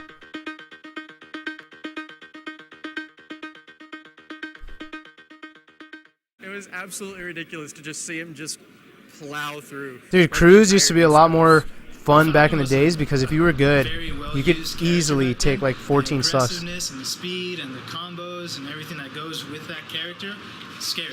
So it was probably more scary than a lot of other players just because he used Falcon, just because he was going to knee you 3 times and kill you in like one crazy combo. People weren't really used to that back then. He's Yeah, one of the most the technical character old school itself players I know. brought a lot of Like, threat to to this day. Isaiah. Like he's even more technical than Ken or everyone. It's just that so sometimes he'd be over aggressive and that'll probably be his downfall. Falcon players, they don't play to win. They played to have fun. Back in the days. Nowadays, all the Falcon Everyone players are cheers playing for to the win. Falcon player. They're like learning all their perfect tech skill. Isaiah's like, he has all Yeah, the technical stuff from Mango CS4, took but it doesn't look like he was at the trying to MLG win crew battle. back He when took was 1 from deciding Mewtwo to fight. He King, was trying to, like, 4 please from the crowd. PP, and then 3. So he Isaiah, took 8. He's a weird But guy. I'm talking like I we know used to do Dennis like told me, 13, like, he would 14 just stocks Send him a random back in the instant days. message. So what's a Krabby Patty? Like, we have conversations with him. He can like kind of Yeah, predict what you're gonna say. Inception, stream it. So when you say hi, I'm he's like, no. doing commentary on a documentary that has me in it. It's like, okay. He was just very goofy, very Yeah, see, shy. everyone's got their He'd Isaiah say, stories. like, a couple Like the words, weird but they things he would always say make and you do. laugh. He used to have this guy called Mr. Happy. I don't know if you heard about this. Oh yeah, I know you're talking about. Yeah. Just this massage tool that he had. It was I just got like a this Mr. Happy weird massage. back massage, It's and good. like he'd just be like, "Oh, I brought Mr. Happy," and he'd just like massage your back for a minute. Some people say no, but he'll still force it on you. There's 2 from Isaiah. That feels good. It felt good. I'm not gonna lie. John looks like the exact same person. Because, you know, Doesn't he? He was like it 16 at the different, it time. was I have 2 friends. I could have more friends, but the people I talk to are Smash people. Right. And they live far away, you know? It's not as easy. You can't hang out so easily. Don't talk to too many people from Melee after I stop playing. I think this Samox did such an amazing job just capturing the kind of tone you wanted to get out of Isaiah. You know, if you added some silly music or some silly clips, it would just change the tone completely. But he kept it very serious, and he just added, you know, I think it was great that they didn't interview him live. I thought the sound interview was just added that level of mystery to Isaiah and just a tone of seriousness to opening up Major League Gaming. They wanted to pick out how he was and to add to the roster. that he was like kind of a loner, you I'd know. have to win doubles and singles to get like 800. You don't get that in an interview, like a live interview where, or you know, tons of shots with him around all kinds of friends. You know, he did a great job of it, and it's the truth too. He didn't just like manufacture They it. had all these like hot chicks lined up, giving out goodies. Like we took our pictures with them, which I thought was awesome at the time. Oh, dude, yeah, MLG girls. So this is, I remember seeing this. Out of the underground tournament scene. When I saw this, I thought back to the MLG days and how like different it was. Like when you'd see girls at those tournaments, like we were like, oh, this is cool, but we knew they were all just paid to be there. They were just paid to act like we were cool, and we all knew it. But we're like, oh, well, this is, you know, this is all we're gonna get, you know, because we're gamers and we're nerds. So real girls won't like us, and you know, it's just they were just hidden. So I'm glad that whole thing has been changing. But yeah, it was like totally fake. You'd have these like hot MLG models like wearing like skimpy clothes, like purposely like, oh my god, you're awesome, and it's like, oh man, it's cringy. It's like, come on, you don't mean that. About Shut up. teams is how good it feels when you win, because you guys did it together and you worked together to do it. You always have to be there. You can't Look at these interviews; they're so bad. and sit there and camp all day.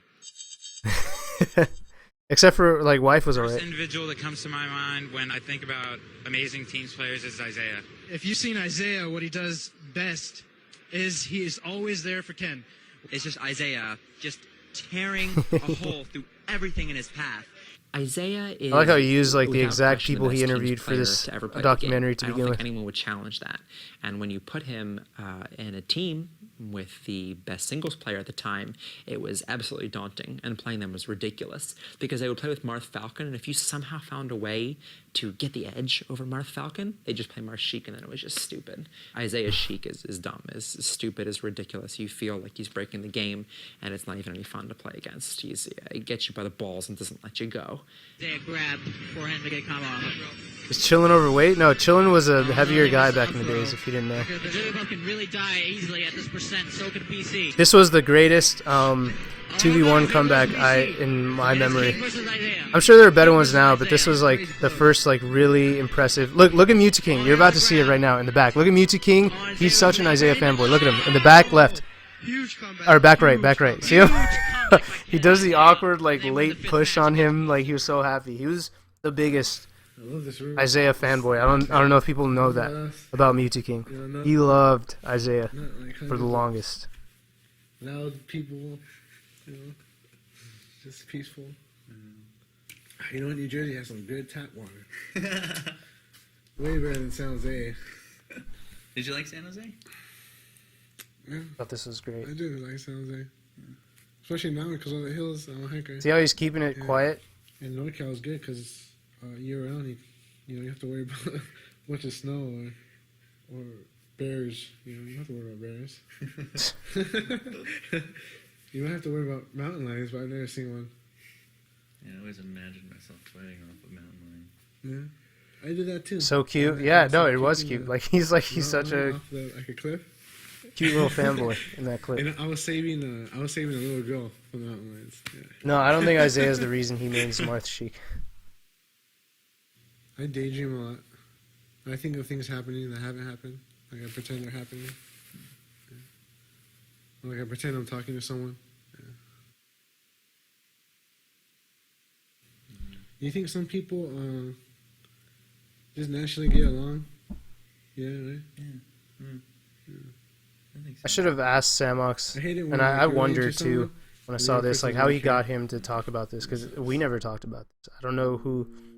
I knew that the tag Mel that he would use related to a girl, and I saw her once. I met her at Most, a tournament in like 2005 in the summer. He just doesn't care. And she was actually there. To be the best player.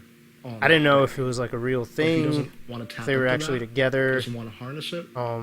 But I knew that was the name he was using in his tag. Never gave it and actually, you know what? I thought they were together because back in the days, I'm like, oh, he's like the the second best player in the world. Like he's got to be a pimp, right? MLG, like he started giving. He get any girl he wants, and like, so for sure they're going out. But as I saw through this documentary, that wasn't the case. Like sandbagging to the extent it reached, because he would intentionally lose to like really bad players. Eventually got to the point where like people didn't even consider Isaiah a threat. Isaiah, does not. I don't know what's going on with him right now. He plays 64 a little bit, but I guess he'd go like Peach on like Poke Floats. That was intentionally him just deciding, oh, I'll let this guy win. Sometimes I think that Isaiah didn't want to take the victory away from the person across from him. I think he'd rather lose and see the next person win. This part was funny. Himself into the person across from him, bummed out. Because I believe that is true, that he just didn't want to take the win away from other people, except for me. He would always try against me, and it always made me mad because he would just throw games against other people, but against me, he would just try. Change the way he went through. He would always try. And I knew it. Like he wasn't sandbagging me at all. Yeah, I don't know why. I guess I honestly think it depends on how much he liked you. And I actually thought about this too. I don't think he ever disliked me, but he didn't like how many people do. How much I wanted to win. He didn't like that, like I really wanted to compete, and I kind of had this whole competitive nature. So when I feel like he might have sensed that, and then would always try against me. Whereas other people, like let's say like Silent Spectre, when Isaiah was bringing him up in the game, he would. I'm pretty sure like he would always lose to Silent Spectre because he liked him, and Silent Spectre doesn't give off that vibe where like, oh, I really want to beat you, kind of thing. Yeah, but I don't think she wants to be friends with me. Really? Yeah, this is gonna be on YouTube. Your playing partner? Yeah. Hopefully, the music on here doesn't trigger any mutes. She doesn't want to be friends with you. Really hoping for that. I'll just try to get it up on YouTube as quickly as possible. I have low self-confidence. Yeah. This is like the feels. I'm not getting the feels right now because I've already seen it a bunch, and I'm like with you guys. But I got the feels. Is the number one fear phobia in the country? Yeah, people like to say that. I'll say that's the number one response to that fear. He's a funny guy. Even as the team of Ken and Isaiah continued undefeated, their singles careers slowly diverged. Besides an anomalous 9th place finish at TG6, Ken continued to place first at every major tournament he attended. Ken's old haircut, oh man. By the end of 2004, Ken had won the MLG National Championship in New York. I'm glad he doesn't spike his hair anymore. Ranked player in the country. But for Isaiah, the singles bracket was becoming a burden. He's very weird in the aspects of competing in 1v1. He doesn't really want to try too hard. Every single time I beat him, I usually would apologize and be like, "Oh, sorry, Isaiah," or something like that, you know, because I know he's not always playing his best against me or anybody that he likes or his friends he would play his best against. Well, against me, he would always try, so I don't into I don't know. 2005 and the first tournament of the year, an independent major based out of Dallas, Texas, called The Most. It would be a notable tournament for several reasons. The state-of-the-art projector, the stadium-like seating. Dude, for I the remember this finals, tournament. When I saw and this for the match, first it was the time first ever, glimpse I ever caught Isaiah of like would give it high-level his melee, all where I saw against things Ken. that were just like blowing my mind. This was, I don't think for a they long used this time, for my his favorite videos set then, of all so it was time. basically me and Isaiah And I'm very against, glad they captured. This is like and, why I was Caveman falling in and love with this Rob, too. documentary. The fact that they Came around when they captured were my best players, memories so we'd have them of fight all Ken of and it, Isaiah to see if they could do something. like so well. And they Like it's very easy for could not an do it. outsider to So do we this had Ken and Isaiah documentary and then finals. do like some random match winner that of I didn't those give a three crap got about. Cape.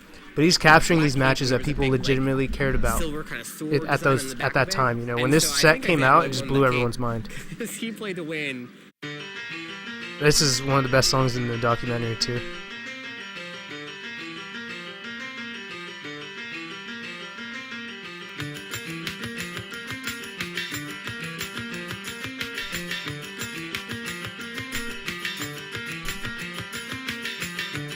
My favorite set of all time now, I'd have to reassess it, and it's just hard to compare the old ones to the new ones. This one just held up because it just went so back and forth. It's the first time you saw a lot of like technical things happen. Like that he went deep, dude, that blew my mind when I first saw it. Like people didn't go off the stage like that. Playing really well, and it was the first like really hype finals, like people doing crazy stuff. Yeah. And, like trading knees. He did one up B into the ledge, but he ledge canceled it, so then he was able to up B again, and we had never seen that. So like when he up B traditionally into the stage, you just thought, okay, he just got lagged, but then he did that and then he up B back again. We couldn't even explain it. I thought there was a technique to get two up Bs now or something. I couldn't explain it. I didn't understand it. And I was like, and these were like top players that couldn't really explain what was going on. Yeah, the FD match. The FD match specifically is one of my favorites of all time. Still will be. Forever. Like that, this whole sequence. Oh. Like that ledge cancel back air. Like he DI'd it towards the ledge. Like that's things people don't like, do these now. two people even. were just like so above the rest of us. Like mere mortals, like put it on an exhibition. That's the first time I met Doe too at this tournament. That's the first time I met him, Dark Rain. Yeah. And these were all people that you had no idea what their faces looked like. You just kind of heard about their names. And that was enough to know that someone was good. Like, you didn't even have to see their videos. It's like, if you just hear people talking about the guy that you would see in the chat room on DC++, you're like, okay, this guy's probably good. That's why you always had the tag of Mel. You know, sometimes you have an additional reason to put a little extra. Melissa was actually cheering him on. And I really think, like, if she actually went to every tournament and supported Isaiah in, like, his singles career, he would probably be the best. He became a Super Saiyan in that tournament.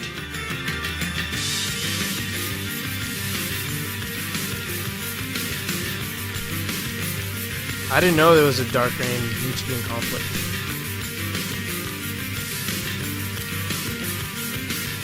Like, look at that. That was nuts. We had never seen anything like that. Now it doesn't look that impressive, but that right there, oh my god, the waveland back into the air. Like, the spacing is terrible, but he was doing it. This is my favorite match, for sure. Because he made a comeback too, I believe. That right there, oh, that sequence, oh my god. That blew my mind, dude. The crowd went nuts. And then the comeback is what made it even crazier. And he's taunting. It was a beautiful thing to watch live. Because we had a little stadium too, and it felt, you know how in elementary school you look at your buildings and you just think they're skyscrapers, every single one of them, and that's how you remember it. And then you revisit your elementary school, and everything's tiny, and you're like, this is not how I remember it. This stadium that we sat at during most at this tournament to watch this, it felt like I was watching a live sporting event. It felt like it was just the biggest packed stadium in the world, and really, it was only like 97 people, less than that because people had gone home, and like a lot of seats were empty. If I rewatched it, it would like ruin my childhood. If I re-saw like where I was sitting and how hype we were getting, because it was probably like a very small like little theater room. That was like That's Caveman on the bottom left, like if you didn't know, Smash by was the way. moving along like this, and then like people saw that and like that's possible to the game. Then like the curve of the game grew. Like people started getting so good so fast, and it's probably all because of that set. That was the first tournament where I got utterly raped. It wasn't even. It's so it was kinda cringy close, watching this in today's age where we're not allowed to say rape. Now it's Like, kind of standard, I guess, as a Falcon and when we player. filmed it, But it was back still then, totally like, fine to we say never saw that. people moving around like And now you hear it, you're everyone like, used to oh. watch it. Yeah. People would just talk. It's the first time I got utterly raped. We just talk about Isaiah for like 2 hours, and that seemed to be Can't the say that case now. with New York. Like Ken was known as the best, but we'd always talk about Isaiah. Yeah, life can be tough. I haven't had a tough life though. I've had an easy life. That's why I think I'm really sensitive. It's because I've had an easy life. Yeah, nothing's really like toughing me up. I've been getting better though. Yeah? Yeah, I think so. So yeah, take maybe like a few more years. Some things take more practice than others to be good at. Yeah. After most 3, Isaiah for the most part returned to his old ways. Yep. But his spectacular performance against his It teammate was and this. the #1 ranked Smasher So this turned him tournament into a legend. is When what added asked to his by those legend of seeking being like advice, unstoppable. Isaiah responded simply with a phrase which would soon become Also, a mantra. when he Don't beat get Chudat at an MLG, H7 so he should had have already it. gone through like a Might year. still have it. Did you really? I don't know if I still have it. I would not be surprised if it's gone. He has But, this thing about him where. See, I told you Mewtwo at was a least fan. in his He prime, beat it seemed like he Chudat could at an literally MLG, pick and right when he before wanted it, to he'd win. already gone through like Like, he several could just months of like just decide, flubbing every okay, tournament, now and I people were wanna like, win, "Oh, he's and just he not could win trying." that match And right by as people himself. started I'm sure like a lot of old stop school players believing will in tell you this as Isaiah, well. He he had this says, kind of aura "I'm going to about beat him Chudat that at MLG." just seemed He like said it unbeatable if he online. He felt went on like Smash Boards and he which, said you know, it. didn't happen too often. And That's also why he was such a and he monster had on been team, losing because he to always Chu tried in teams. since TG6. So at that point, it had been like almost 2 years that he'd been losing to Chu consistently, and he beat him at that very MLG. Like he bodied him, he destroyed him. So that's what added to the legend. And then he went back to losing to everybody else, and they're like, "Oh well, Thank you, friends. if Isaiah really wanted to, he could just do it." So. I think we got along. I love Alex. Yeah, that's awesome. Yeah, this is me, Isaiah, Smash guy. I don't think Alex knew about the documentary until like last week. Oh, you don't understand. This is Destiny. We play right now. It's almost unseen in any competitive thing I've ever seen in my life. With him, he would just be all over you. He was rude and he was selfish. And he'd go online and talk mad trash. Mad trash. I saw the Ken combat and I was like, Like, oh yeah, you want to make That's this big. PGH Carroll, I It's like you believe. never had a nemesis. Dude, are you serious? Like, is this really that hype? Oh, perfect. The next episode, I have a great wife impression. I have a lot to say about this next episode, actually. All right. after Isaiah won, he gave the cape to Mike G. We did Falcon Dojo, where we all went on FD with Falcon. It was me and Jeff and Dark Rain and Isaiah. He'd just be like showing us stuff. Just be like, oh, try this. And he'd like show us something that we should do. And he said, here, practice this. It'll make you really good. Every now and again, like, he'd get angry and he'd be like, no, you're doing it wrong. He'd come to us. He went to Hayato's house at one point. I guess Hayato was getting You did in a not fight talk with his about my parents, mom in the and Isaiah documentary. just walks into the room and goes, "Oh no!" And then he runs away.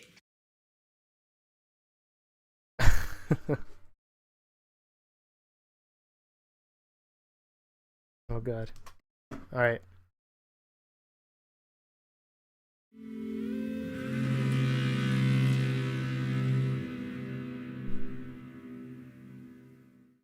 Ken is a villain. Ken is a villain. I have to say that with certainty. Okay, let me pause this before we start this up. This is one of my favorites in the documentary.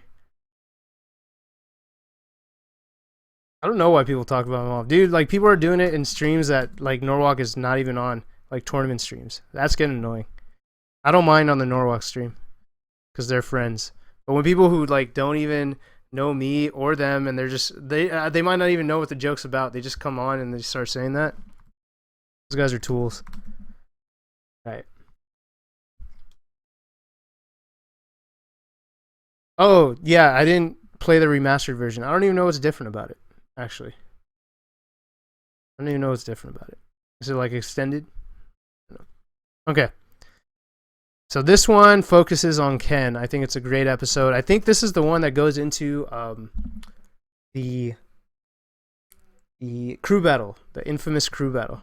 Let me play just a quick ad. I'm gonna get some water because I haven't drank any water in a while. And then I'll be right back. All right, 1 minute or 2 minutes.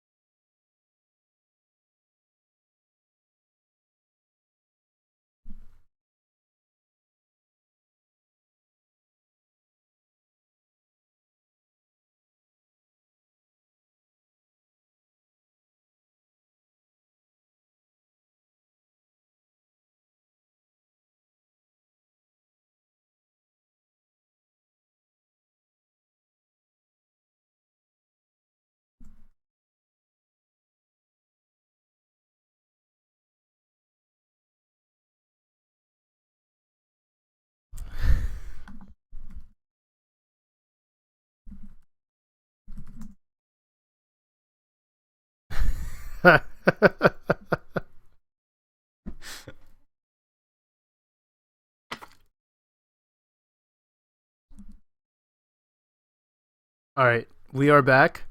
All right, let's get back into it. Episode 4, one of my favorites. It goes into the nitty-gritty of back in the days. We had a fight at Alex's house. Well, we didn't fight. We, like, wrestled. And, like, he beat me.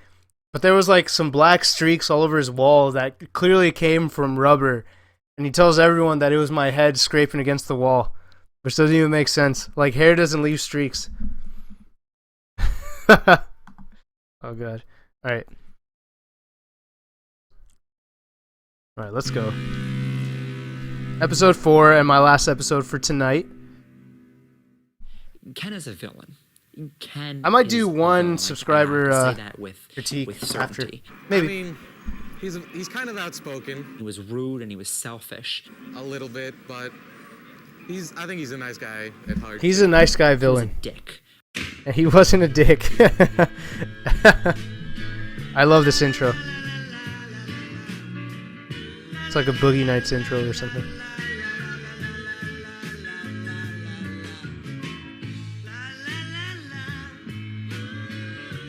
He just had such a dominance over the game compared to everyone else.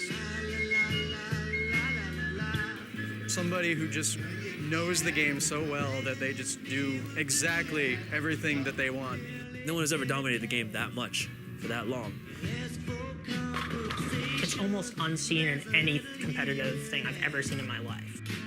Yeah, People forget though that he did lose some matches, but like he really had just like such a perfect streak for like 3 to 4 years. 2004 to like 2007, actually 3 years, where he just wasn't getting touched. Maybe some of 2003 actually.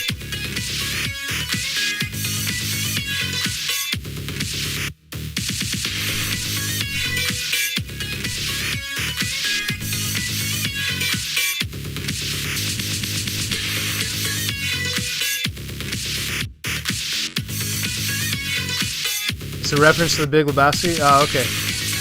I like that movie. I didn't recognize that reference.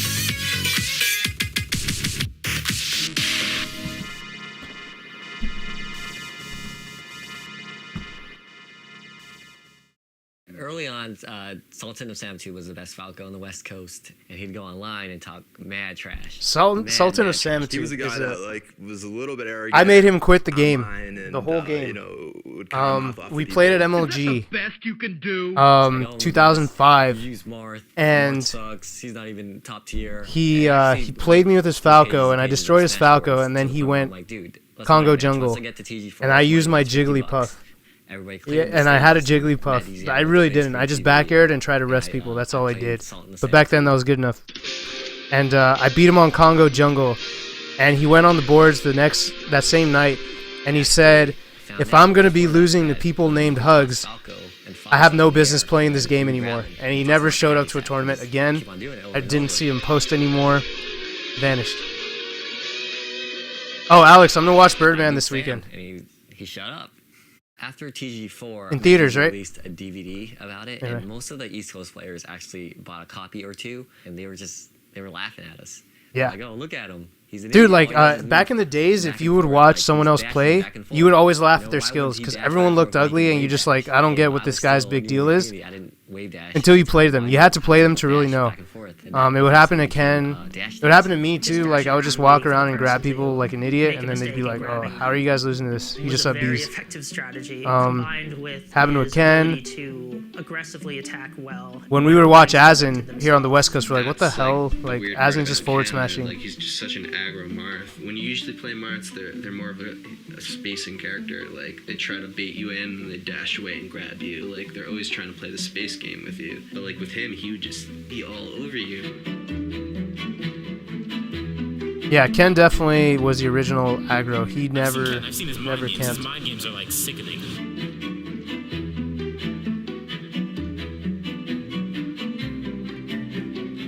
He knows what you're gonna do already. He knows when you're gonna come in. He just really puts so much pressure on you, just like running up to you. That's making you roll Keitaro. around, I believe he's got the next beating you to cringy defeat. rape comment He'd get you scared. in the doc. Marth is like intimidating being right next to you.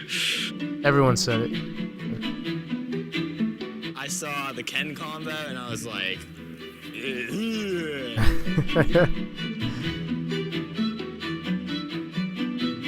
When you did a forward arrow with Marth, they would fly up. Classic combo. And then you can do a down arrow after that, and they'd fly down. People started catching on to that. There was a tournament Calling it out every in single time SoCal where Axe finally had a chance to play Ken. This was like last year. There's a reason And why he, it was like the most it looked like he was just playing to get Ken comboed. Like, that's all he wanted in the match. He got Ken comboed, so he died, and he jumped up, like, he got super excited.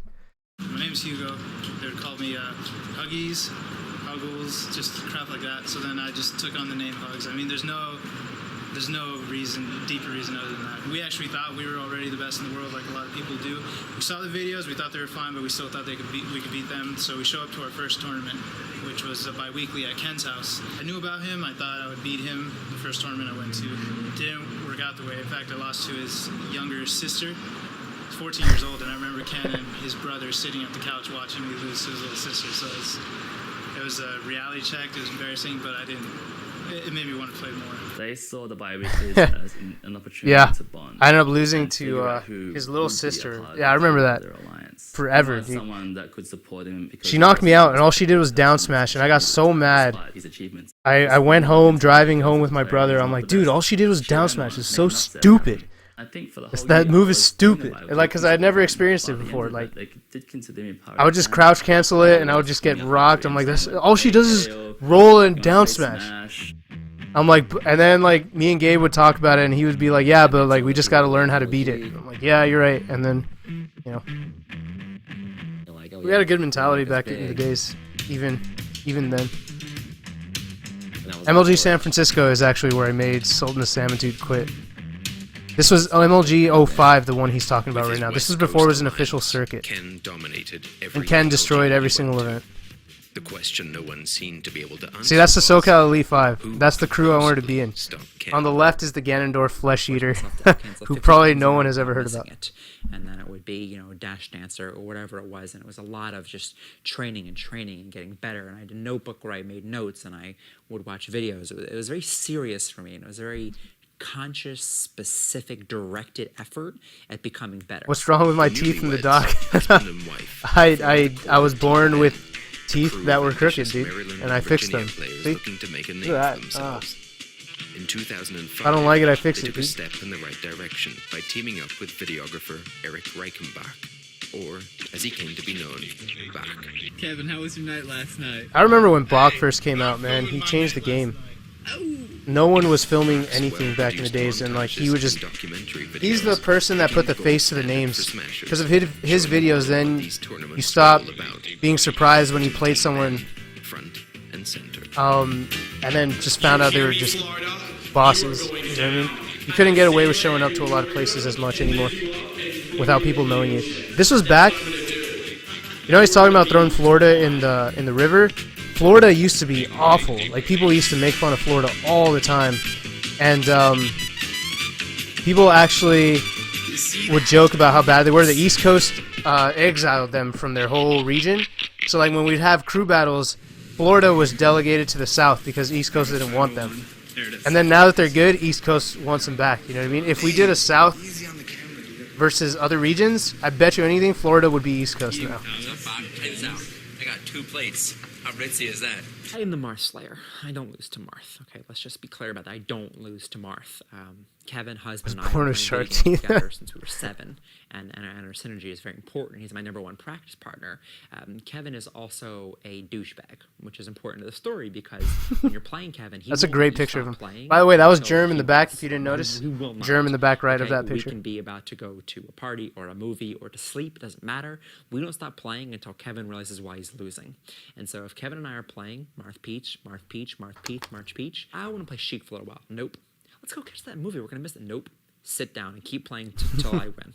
Okay, because he wants to get better. He's got that drive in him. And he's a jerk. It's a combination of the both. It's a fantastic combination. He's very stubborn, though. And so Kevin and I played endless amounts of Marth Peach, so I know everything that Marth can do. Nothing surprises me. It was my destiny to play Ken. It was my destiny because we were rivals as people, and because I was the Marth Slayer. And it finally happened. That This is an at interesting Atlanta, part of the I was documentary pitted because, against him. like, So it was I only raised to upon me a and I said, "Ken, we few gotta play." And he was like, reviews no, you don't understand. that I This is recognize destiny. We play right now. that that wife actually called me out on making fun of him for this. He trashes me, Like, if you listen closely, he says my name and he says I made fun of him for it, and he looked very emotional, like it actually really hurt him, and I didn't realize that what I had said actually might have hurt him, because I would have an impression of him, like after he loses this, Same thing. you know, at the end he ends up saying like, what does he say? God damn it, I fucking suck, and like, and I would always repeat that with my friends, and like we would laugh about it here on the West Coast, because I thought that quote was so, like, that video is hilarious to me. Big deal. And I would tell him straight up, like I would laugh and make fun of him for it straight up. Like, this is West Coast, right? Like, we just make fun of each other. And I thought it was totally fine. But I didn't realize until like 5 years later watching this documentary that it might have not been okay with him. He kills me, and then it's 1 stock to 1 stock. And then he pulls the, what I now call the Pokemon Stadium combo, where he's kind of moving me upwards, up air. Maybe there was a second up air, I don't know. But a third one would have killed me, but you Fox can't reach Peach at that level. So I didn't even bother to DI or to air dodge or anything, because Fox can't reach. God damn it, I But Ken, fucking that suck. resourceful son of a bitch, jumped on the windmill and then got me on the top level. Oh, man. And I died. I was furious, and that was it. That was my glory. And then I do start to get nervous, which is terrible. I don't know why I went back to Marth. I guess because they did pretty well against Watch, this if you Fox listen to guy. it. He beat me. I don't really know how. I guess it was the nerves, but I consider it a fluke because I don't lose to Marth. And the final match was on Mute City. It was on Mute City, and I was doing well, as a Peach should on Mute City, and I was up again 2 stock to 1. You're up. One more. Let's get some percent. That's all you need. all I had to do was just finish him off. I was so nervous at this point. I've never been so nervous in my life.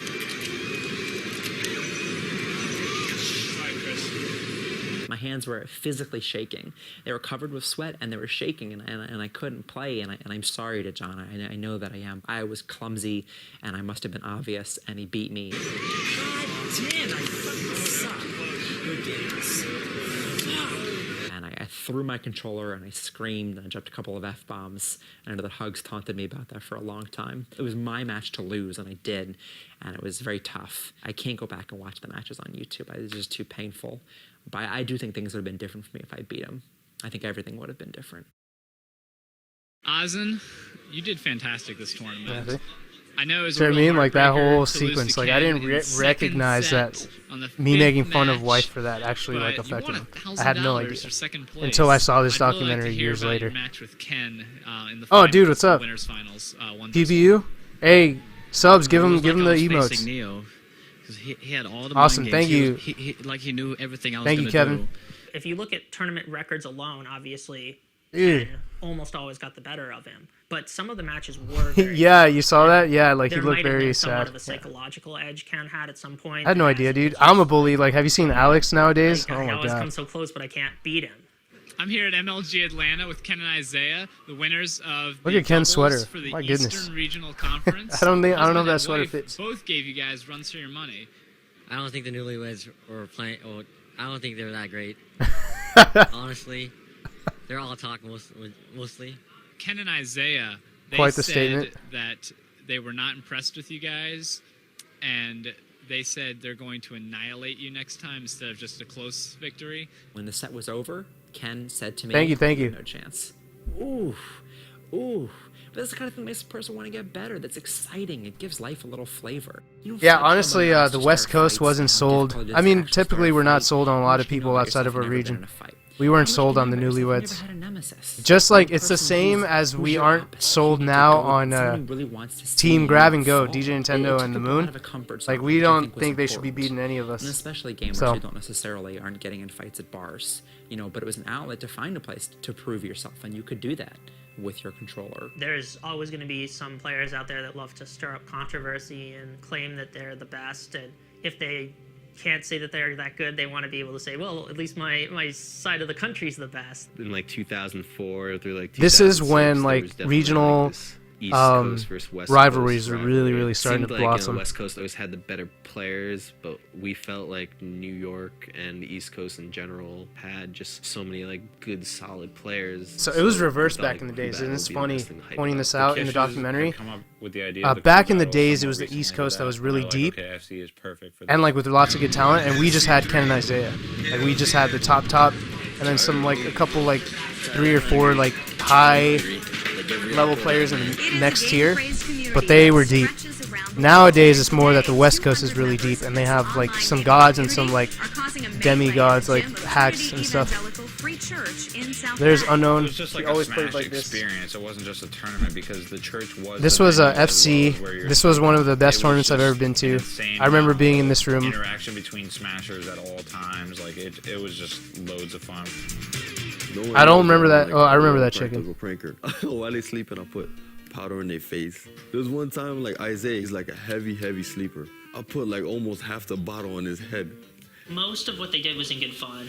Thanks, There were Kevin. definitely times West Shouts to came Kevin. overboard. Some of the things Give him he those did with, like, emotes. the man sauce. I remember actually like hearing about the man because they would post it on Smashboards in like big bold red letters. Yeah, so they would Like, post just about the called him man really coming and good how he's the best player in the and he's, world. like, unstoppable, I guess, because he has. And the he's got fire. like It's a hot really fire, sauce. and they would, It's and not people like would you can suspect it pour was a it, you Roy have to player, and scoop it people. out. I actually thought it was a real I was, person, like, mad to at be first. honest. I'm like, dude, who the hell is the man? I bet he's not that good. I kick his ass. When people are sleeping, I'll put little man. Dude, sauce on I it. tried the man sauce. It was terrible. Like I needed to. It was not fun. I needed to chew on ice for like an hour. was at this tournament, and I even remember when we read off the bracket, one of the hosts said, I can't think of a single person we're missing. There was 4 regions: East Coast, Yeah, South, this was like Midwest, and West Coast. original, Who are one like one of the that's- most was the stacked best tournaments of all region. time. Surprise, surprise! It was a top 32 bracket that was a who's who. So like imagine we had 32 like big name players, and all 32 of them were there. Oh, this is the best. The commentary is the best, or the background. That's Kilo OR, by the way, in the background, yelling the funny crap. Like, listen to him. It's hilarious. It kills me. I still watch it. The pressure was Lucky so will always serious quote some of the before stuff that that we had Killer one of R our says here. starters drop out due to nervousness.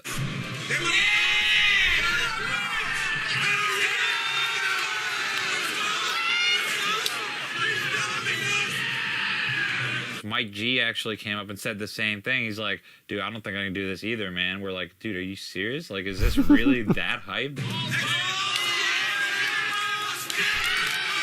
High tension, high pressure, a lot of talking crap to everybody. I didn't live this moment down for like 5 years. This nigga's scared. I still haven't lived that down. That's how funny it is. It's been, what, like 8 years almost? Like, and I still haven't lived it down. Like, people still bring up that crew battle. Wes was also our captain and the most vocal. And so he's talking shit as he's playing Hugs. I don't think he was able to take it. Not too many people was able to take trash talk from us at all.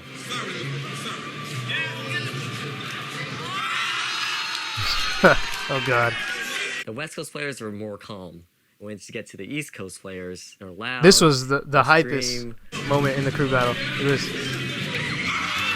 I replay this like 40 times. This is how we do it on the East Coast. It's not scared. Not only do you have to play, but you Have you guys heard the extender clip? That's one of the best clips of all time. Where he just keeps, or Killer R starts yelling about the extender. It's extender. I said it's extender.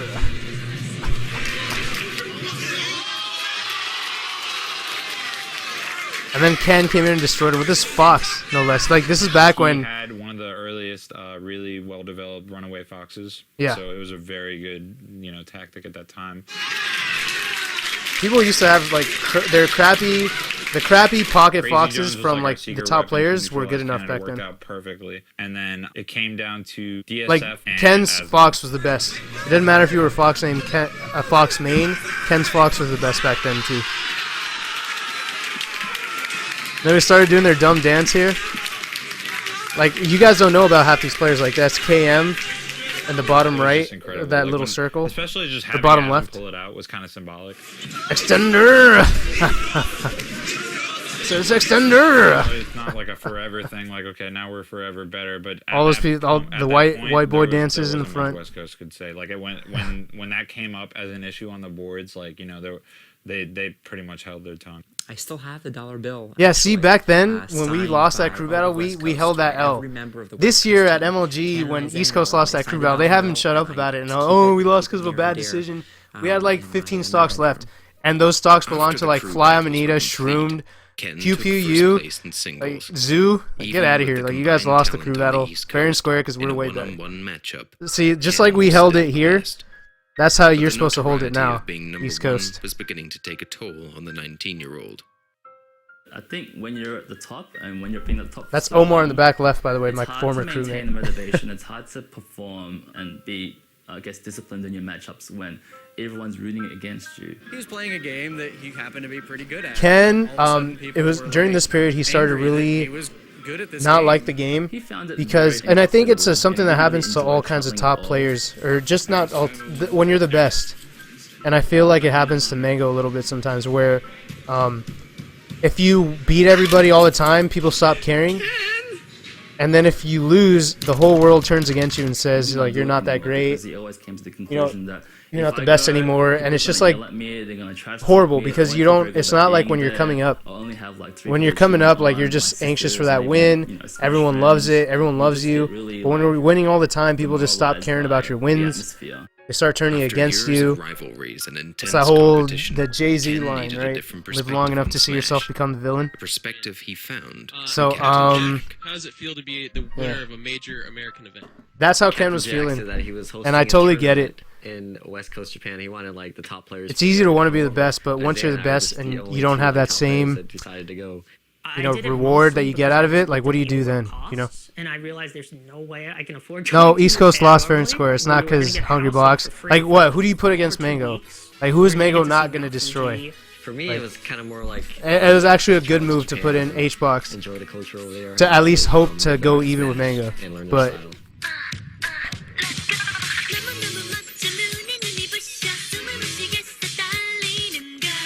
This song. It was not like America at all.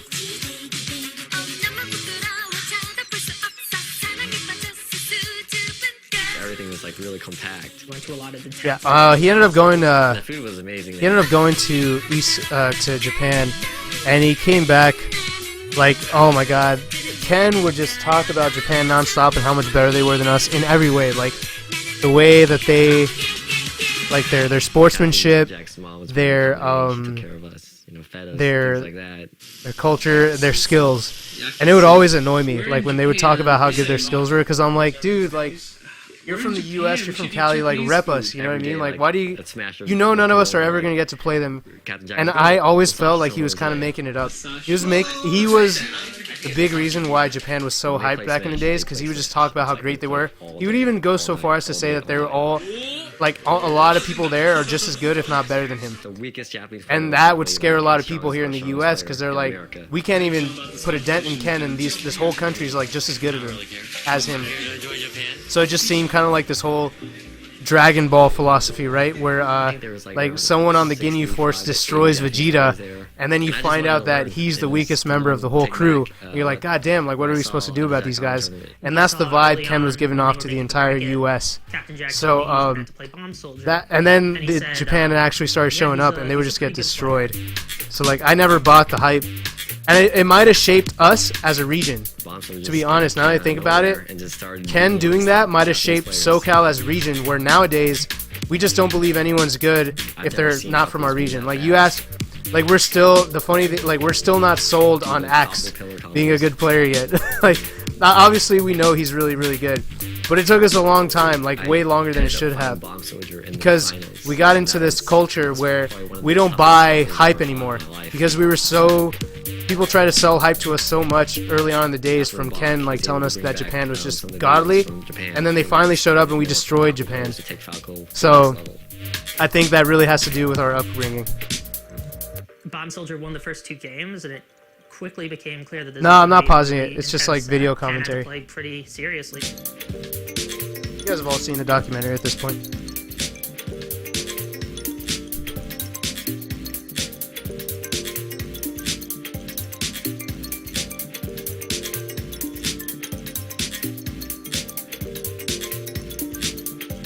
Yeah, see, here's Bomb Soldier, and you just would think that he was just godly from these videos. I played him at OC3 like a year later, and he was stupid easy. I upbeat him all day, and he couldn't do anything about it. So that's when I stopped buying into any kind of hype. Like when Armada came to Genesis, I thought he wasn't going to do anything. Shit talk. Everyone was like pretty calm and relaxed. It was just like how I would. Yeah, I'm talking about like, SoCal boys. Should be. The players like cheered for him equally as much as they did for their Hax is not a jerk. players. He's like fine. When he won the tournament, I mean, they have videos of how ecstatic everyone was, and he was getting support from the Japanese But it is players. true about their If that had culture. happened They're in a very crew battle or something in yeah, the they will US, clap. And a player from another Their country sportsmanship won, I is don't think really, they would have gotten that same you know, it's level of different from the respect. U.S. They just wanna They'll play the respectfully clap. I don't think they get hype either. They're quiet when you're playing.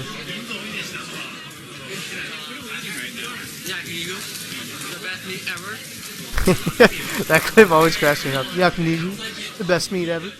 We got to know each other relatively well, and he was a very nice guy. I sometimes didn't understand why people gave him a hard time. I think it was probably because some of the way he acted at times could come across the wrong way. In America, the scene is big enough, so it was all about, you know... Now Japan's actually getting pretty legit with like AMSA and Flash. To create or even fabricate rivalries for the sake of it to make yourselves better. He banned people like DSF and Hugs from attending his tournaments because it kind of indirectly set up On a note there, He felt like I was... he never actually banned me. To get him. Like, I wanted to be the best, and I wanted to learn from him and then take him out, and that's not what it is. Like, yeah, I want to learn from you. You are the best. Great, you know? Beat me when I'm good. It was hard to be diplomatic about it. I think Yeah, was like it was weird thing with because Ken, of, family, and all that, Ken. where they would Already commanding, Ken's if they were training you, it was just kind of like implied that you weren't going to use what they teach you to specifically seek out to beat them. You know, they weren't training you for you to become the enemy and really try to beat them. And that's how they looked at people that try to beat them. We didn't want to be your friend anymore. Like that. They were just like really, really vigorously. It was like they looked at you as the enemy. And if they trained you, Yeah, I and went to you West were Coast, so I super gotta stick competitive, and with you the wanted West to Coast. beat them, He was part of the alliance. they looked He at was that calling like himself in like a a very Dr. nasty California way. at the time. Shortly after that, as an They extra never took did his ban me first, because retirement, they couldn't, like, because I he never went to a crossed game for any the kind of first lines time, other and than since Chu had being started, very you know, competitive. swearing his allegiance to the West But Coast. I yeah, pretty there was some much, stuff like, that was just H2IL by myself. I can't The talk scene was about on the changing stream and changing in Ken's specifically, favor. but He won yeah, the there was MLG definitely a lot of championships for the second straight year. like inner 130 civil wars going of on nearly with Ken and his undisputed family and the rest of domination. SoCal. Like they would ban When people. EGM ran an They would ban article you naming for the playing 5 with most someone that dangerous was banned. gamers, It's Ken like was among their them. idea was you're training with the enemy. Why are you coming here to you know play with us I feel like at our nowadays, tournaments? like there's dominant players, but no one was as dominant as Kevin this time. Like he just did not lose. Simple as that. As 2006 dawned, the last thing anyone could imagine was a contender for the throne Ken had forged. Least of all, in a wannabe pro skater, hailing from a sleepy New York suburb called Port PC Chester. Chris.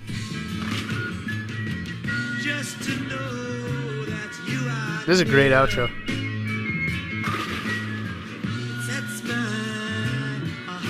Oh. Yeah, DSF was definitely banned from Ken's house. I think it held back. I think it held them back more than it held back DSF. Because at that point, DSF had like, you know, if you put pressure on anybody, they're gonna crack eventually. access He's to better than me, I everybody, was like, whereas Ken so I was gotta kind of play this guy. isolating himself. Well, some of the stories I might say might get PC Chris in trouble. So. They just can't handle me right now. You see guys like It's happening in Fine, North like, Carolina? Huh, interesting. You know, let How? her breathe, you know? PC was just pulling out all kinds of new tricks. Ken wasn't someone who just stumbled upon the skill. Ken was someone who wanted to win. Nice. All right. And that will do it for today.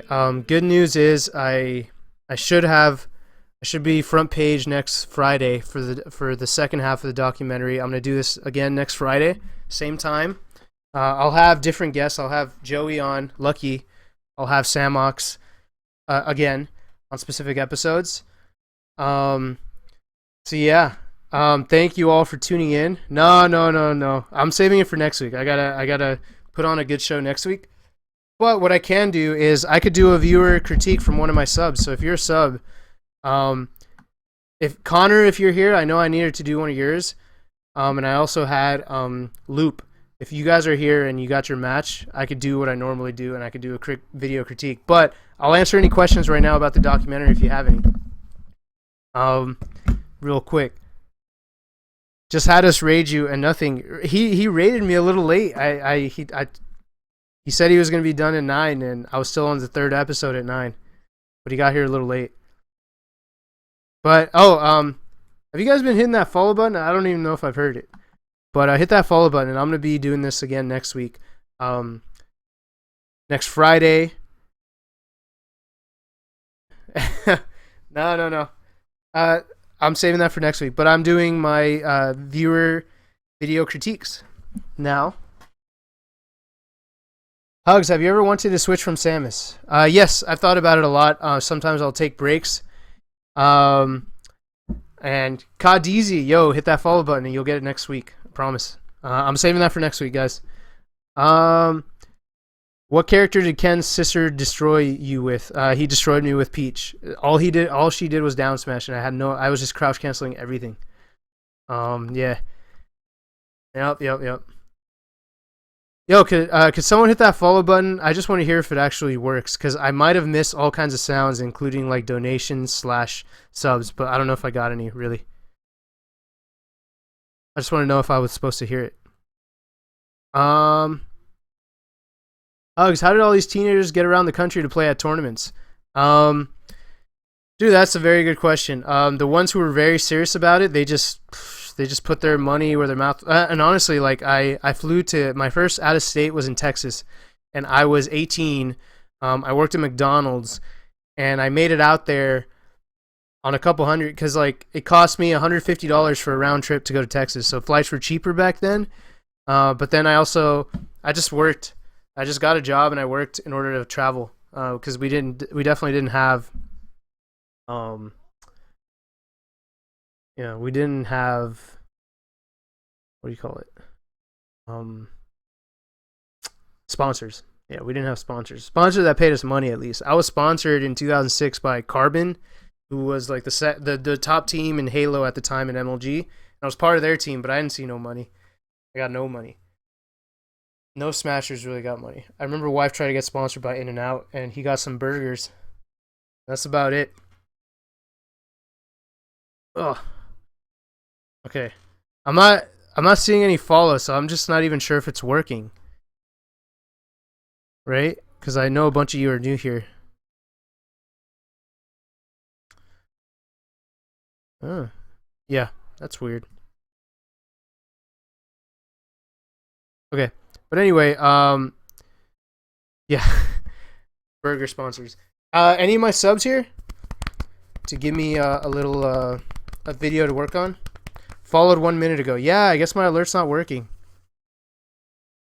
Okay. No, but I'm supposed to get like the alert's supposed to come up. It's not, and it's not working. That's annoying. Same with the whole sub. And yeah, that's not a good time to have my sub thing not working, but I'll figure that out. I'll try to find out why that's not working. Let me see. Hold on. I'm gonna let's see if I can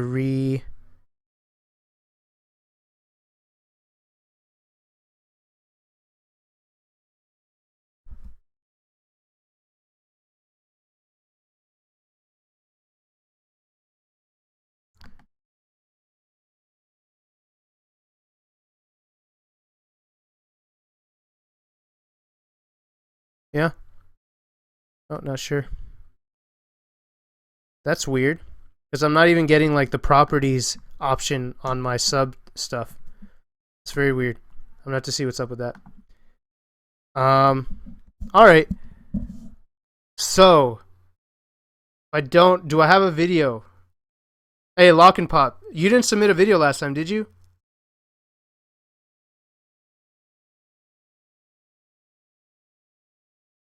Did you have a video to submit? I could do a quick, I'll do one match. So all these new peeps could see what I normally do. And then if they want to follow, if they want to sub, if they want to see it in the future. Oh, J-Man. All right, JS Man. I got you, dude. All right, you'll be up. All right. One match. JS Man, quick on the trigger. Okay. Let's do this. All right, I'm going to do this. Keep asking me questions. I'll answer them. And then I'll wrap it up with this tonight. And let me just turn back some of these things that I normally have. Hold on. Nope, not that one. Awkward. Okay, order list.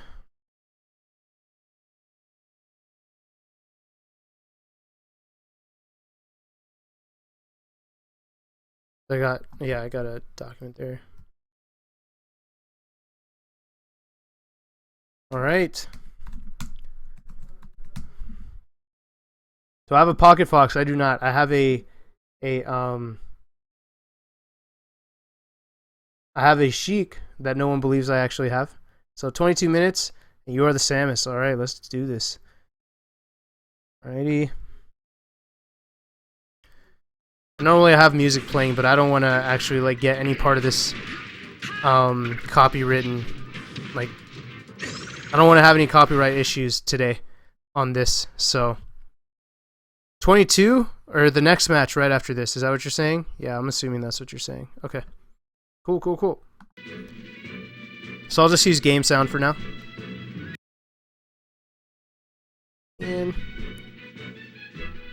Alright, and thank you all for those of you who did follow. Normally I have alerts letting people know when people sub or follow or donate. So I will, if you subbed or donated this stream, I will definitely look that up and I will give you all shout outs on my next stream. I could even, no, I can't see the names right now because Twitch has to email them to me if I did get any new subs. But yes, either way, I'll be back on Monday. It's my normal traditional stream day, and yeah, feel free to tune in then. And then next Friday I will be doing this again for the second half with Samox and Lucky at minimum. I'll see if Mango will agree to join, even though I don't know how he'd feel about it. Oh, what's going on? This is a crew battle? Oh, I see. Okay. Cool. We could work with that. Crew battle, interesting that you bring up a crew battle too, because the way you play crew battles is way different from the way you should play a regular match, I believe at least, because you need to be focusing on stock preservation, not just the win. Sometimes you could just totally go for a kamikaze KO, but you can't do that in crews because your stock is precious. You need to maintain it. So, anyway, I do have a Sheik. Get a job just to travel and play Smash. Dude, I think that's great. I think, look, everybody, I know we're all esports and stuff, but stay in school, get a job, and then start worrying about your Smash career. You know what I mean? Don't. Unless you have rich parents, and then you can do whatever you want.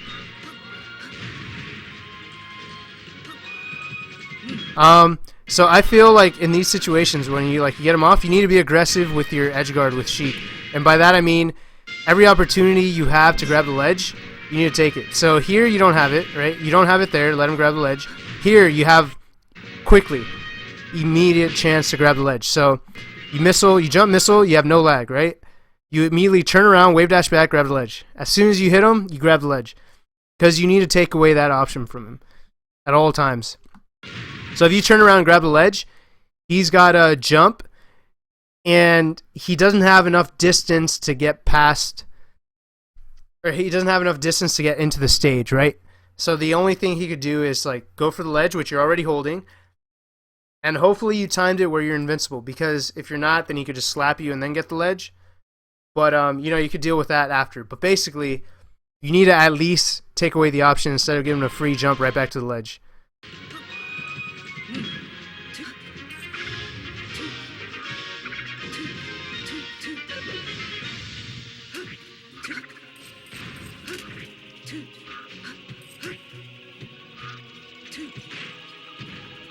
Okay. That was a mistake. I know you didn't mean to do a forward air there.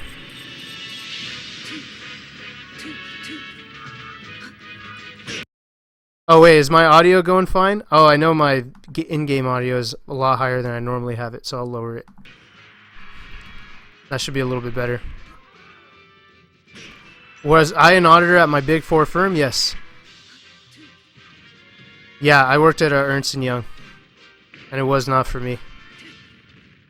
Okay, dash attacks are, I think they're a tricky thing to master, and I don't even have them mastered yet. I like that combo, by the way. I don't know if I would have thought of that. Yeah, I don't even know if that's a true combo. I don't know if he could have just jumped before. He probably should have been able to jump. So I wouldn't have relied on that. I would have done an up air or forward air. But if it was a combo, then by all means. But once you landed that forward tilt and you had this kind of distance, this is not the time to do a dash attack. It's so easy to just back up, shield, and grab you. You got to start your backup, your dash attacks a little later, a little late. Let's see.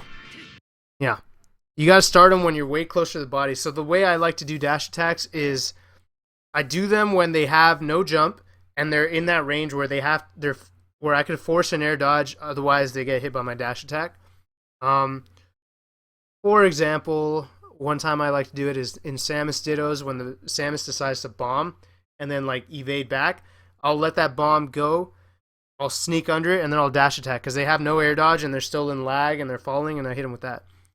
Another good way to do it is where you hit them with the very beginning right next to their body and you cross them up. So even if they shield it, they're left in shield stun and you're not in danger because you just keep running past them with the dash and then you could end up, you effectively cross them up, did some shield damage, force them into their shield or whatever. And if you actually ended up hitting them, then you'll end up popping them in the air. By the time you're done with your dash attack, you could jump in air or something. Did he miss his shot? Oh, you guys are mean. But anyway. Ooh, nice crouch cancel after that. To be honest, and it's kind of sad, I still to this day don't know exactly how crouch cancels work. I'm pretty sure you could be doing a move and then holding down while you're doing the move. So if they were to hit you out of that move, you could crouch cancel them. Actually, I'm 100% sure that's how it works. That's why he got away with the missile crouch cancel down smash. One of my old tricks that used to work, it doesn't work now, is I would this is how sad the game was back in the days, so I'm talking like 2004, 2005. When they would come in with a fresh stock, like a Fox would come in fresh, I would purposely, or no, actually when I would come in, when I would be at 0%, like I would come in at 0%, I would purposely run and miss a grab, and a standing grab, so it's nice and long, and I would let the Fox come and like back air me or up air me, and I would just do it on purpose and miss, totally miss, and then just hold down. And as soon as they hit me with the up air, I would just crouch cancel down smash. And they're like, "Oh, you're so smart, Hugs," and it was so obvious, and like people would just hit you. Until Mewtwo King, when he learned that he doesn't have to hit me, he just lands and he just grabs me. It's like, oh shit, I can't do that anymore. So that kind of thing used to work back in the days. I look like Charlie Day. I do right now, maybe. I got kind of a beard going. Okay. You got to react to these long distance grab attempts like this. That was an easy wave dash back, or an easy jab. Or like to protect yourself. In the neutral, jab is very good to protect. If you're not sure if an approach is coming, just throw that jab out. It costs you nothing, and you stuff an approach. And if he doesn't approach, you're still in the neutral, holding your space. You know what I mean? Jabs are very good against characters that could just rush in on you like that. Definitely don't agree.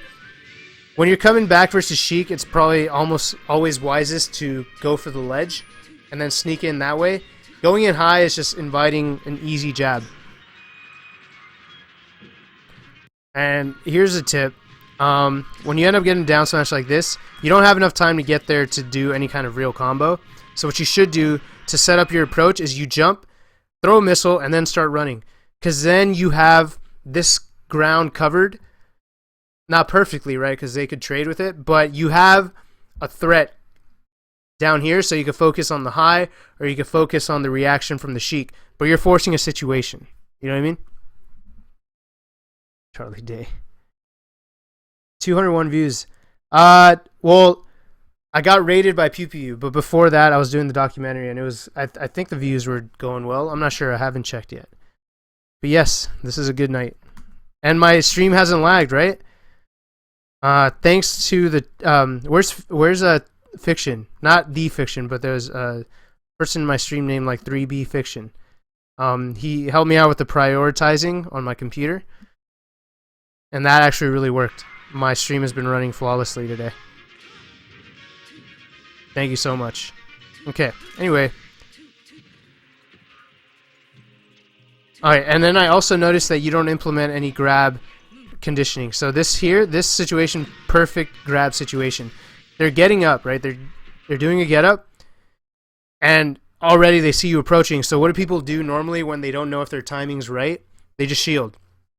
Or they know they're being threatened, they don't have enough time to run away, they just shield, right? So this is a perfect situation to run at them like you're going to hit them, and just go for a grab. Jump cancel grab, ideally. But, yeah, instead you go for the jab, the dash attack, and he should have grabbed you. Oh, and you use your jump. That's dangerous. What I prefer, look, when you get grabbed, don't jump. Let yourself get slapped. Just let it happen. Just take the hit, DI, to avoid further hits. And yeah, don't try to jump out of it early. Your best bet at higher percentages is to do an up B. The reason that works is you get down throwed and then you up B. The first part of your up B, the first 5 frames are invincible. So what it does is when he tries to hit you and you do your up B, he's still hitting you, but your up B is invincible, so he's not hitting anything. And you just go right past it, and you have a chance at survival. It's not guaranteed because then they can follow up on you after. But I'm talking when you're like at 140%, 150%, and you know you're going to die from a slap, just up B it and see if you could survive longer. Is that a hard part I see you rocking? It's not a cut-in part. I comb it myself. They don't cut. I'm not that that cool yet. Anyway.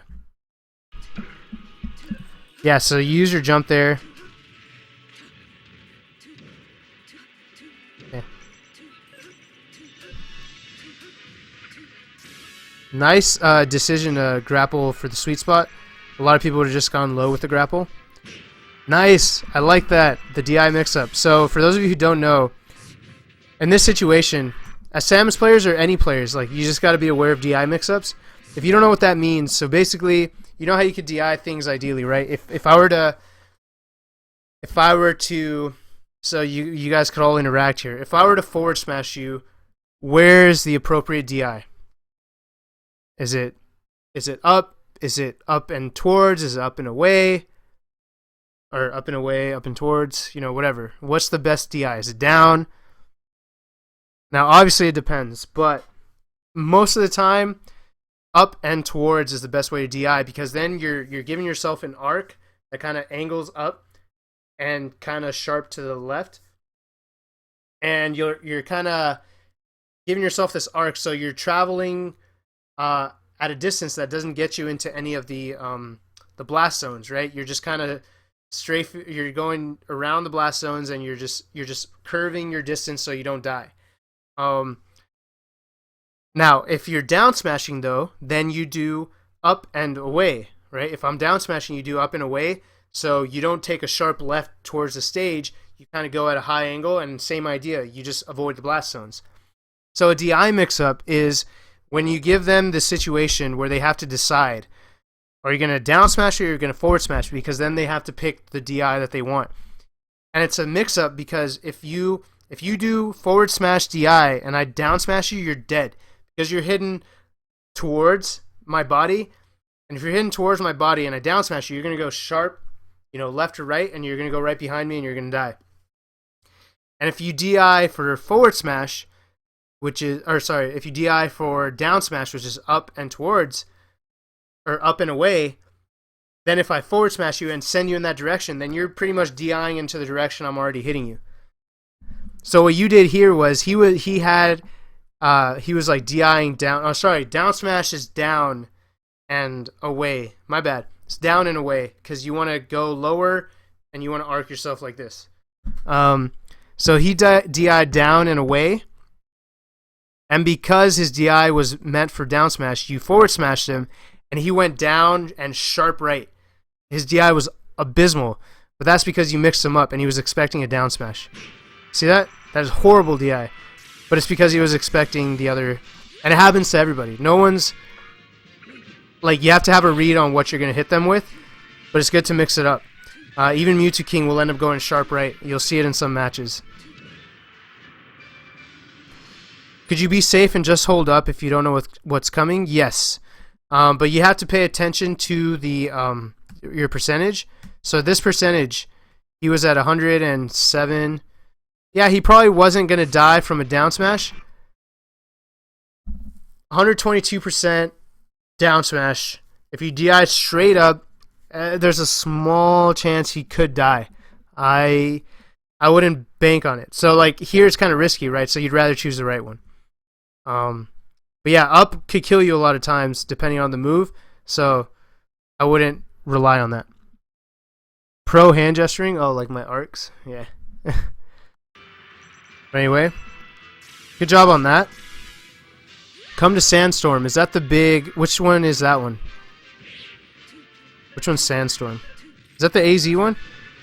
I should be coming to that. Let me just see. 0 at high percentage, yeah, so it's just a matter of getting grabbed. See, in this situation, I would DI forward. Because if you DI up, there's no escape, and you're guaranteed to die at this percentage. Whereas if you go for the forward air, because you're gonna get hit either way, if you DI for the forward air, you could angle it and you'll survive, and then you could just jam up B to try to actually trade with it.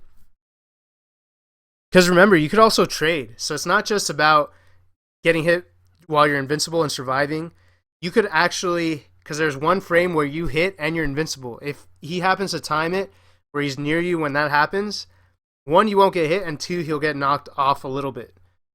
So that's another advantage of that. But if you were, even if you missed, I think at 148 you could possibly DI it like super well and survive. Maybe not at this position in the stage. I don't know. It's close. But yes, I'm going to I'm Not Yelling. Whose emote is that? Is that PBU's? Okay. Yes, I'm definitely going to I'm Not Yelling. That's for sure. So that's why AZ is in question, because I have to decide if I'm willing to go to both. That's going to be kind of brutal. But we'll see. Most likely. I'll have to decide soon. But yeah. Alright, so yeah, it ended that way. But yeah. That's a little sample of what I typically do on my stream. If you like what you see and you want to sub and you want to support, you get the advantage of being able to submit your matches on my stream for critiques, one-on-one critiques, and I give my subs the option of reaching out to me for follow-up questions too. So, yeah. Anyway, great stream today, guys. I really appreciate everyone tuning in. And I will be back on Monday to do my critiques. I'll do that Wednesday as well. And then next Friday, I will have Samox and Joey and whoever else I can manage to get for my stream or my marathon.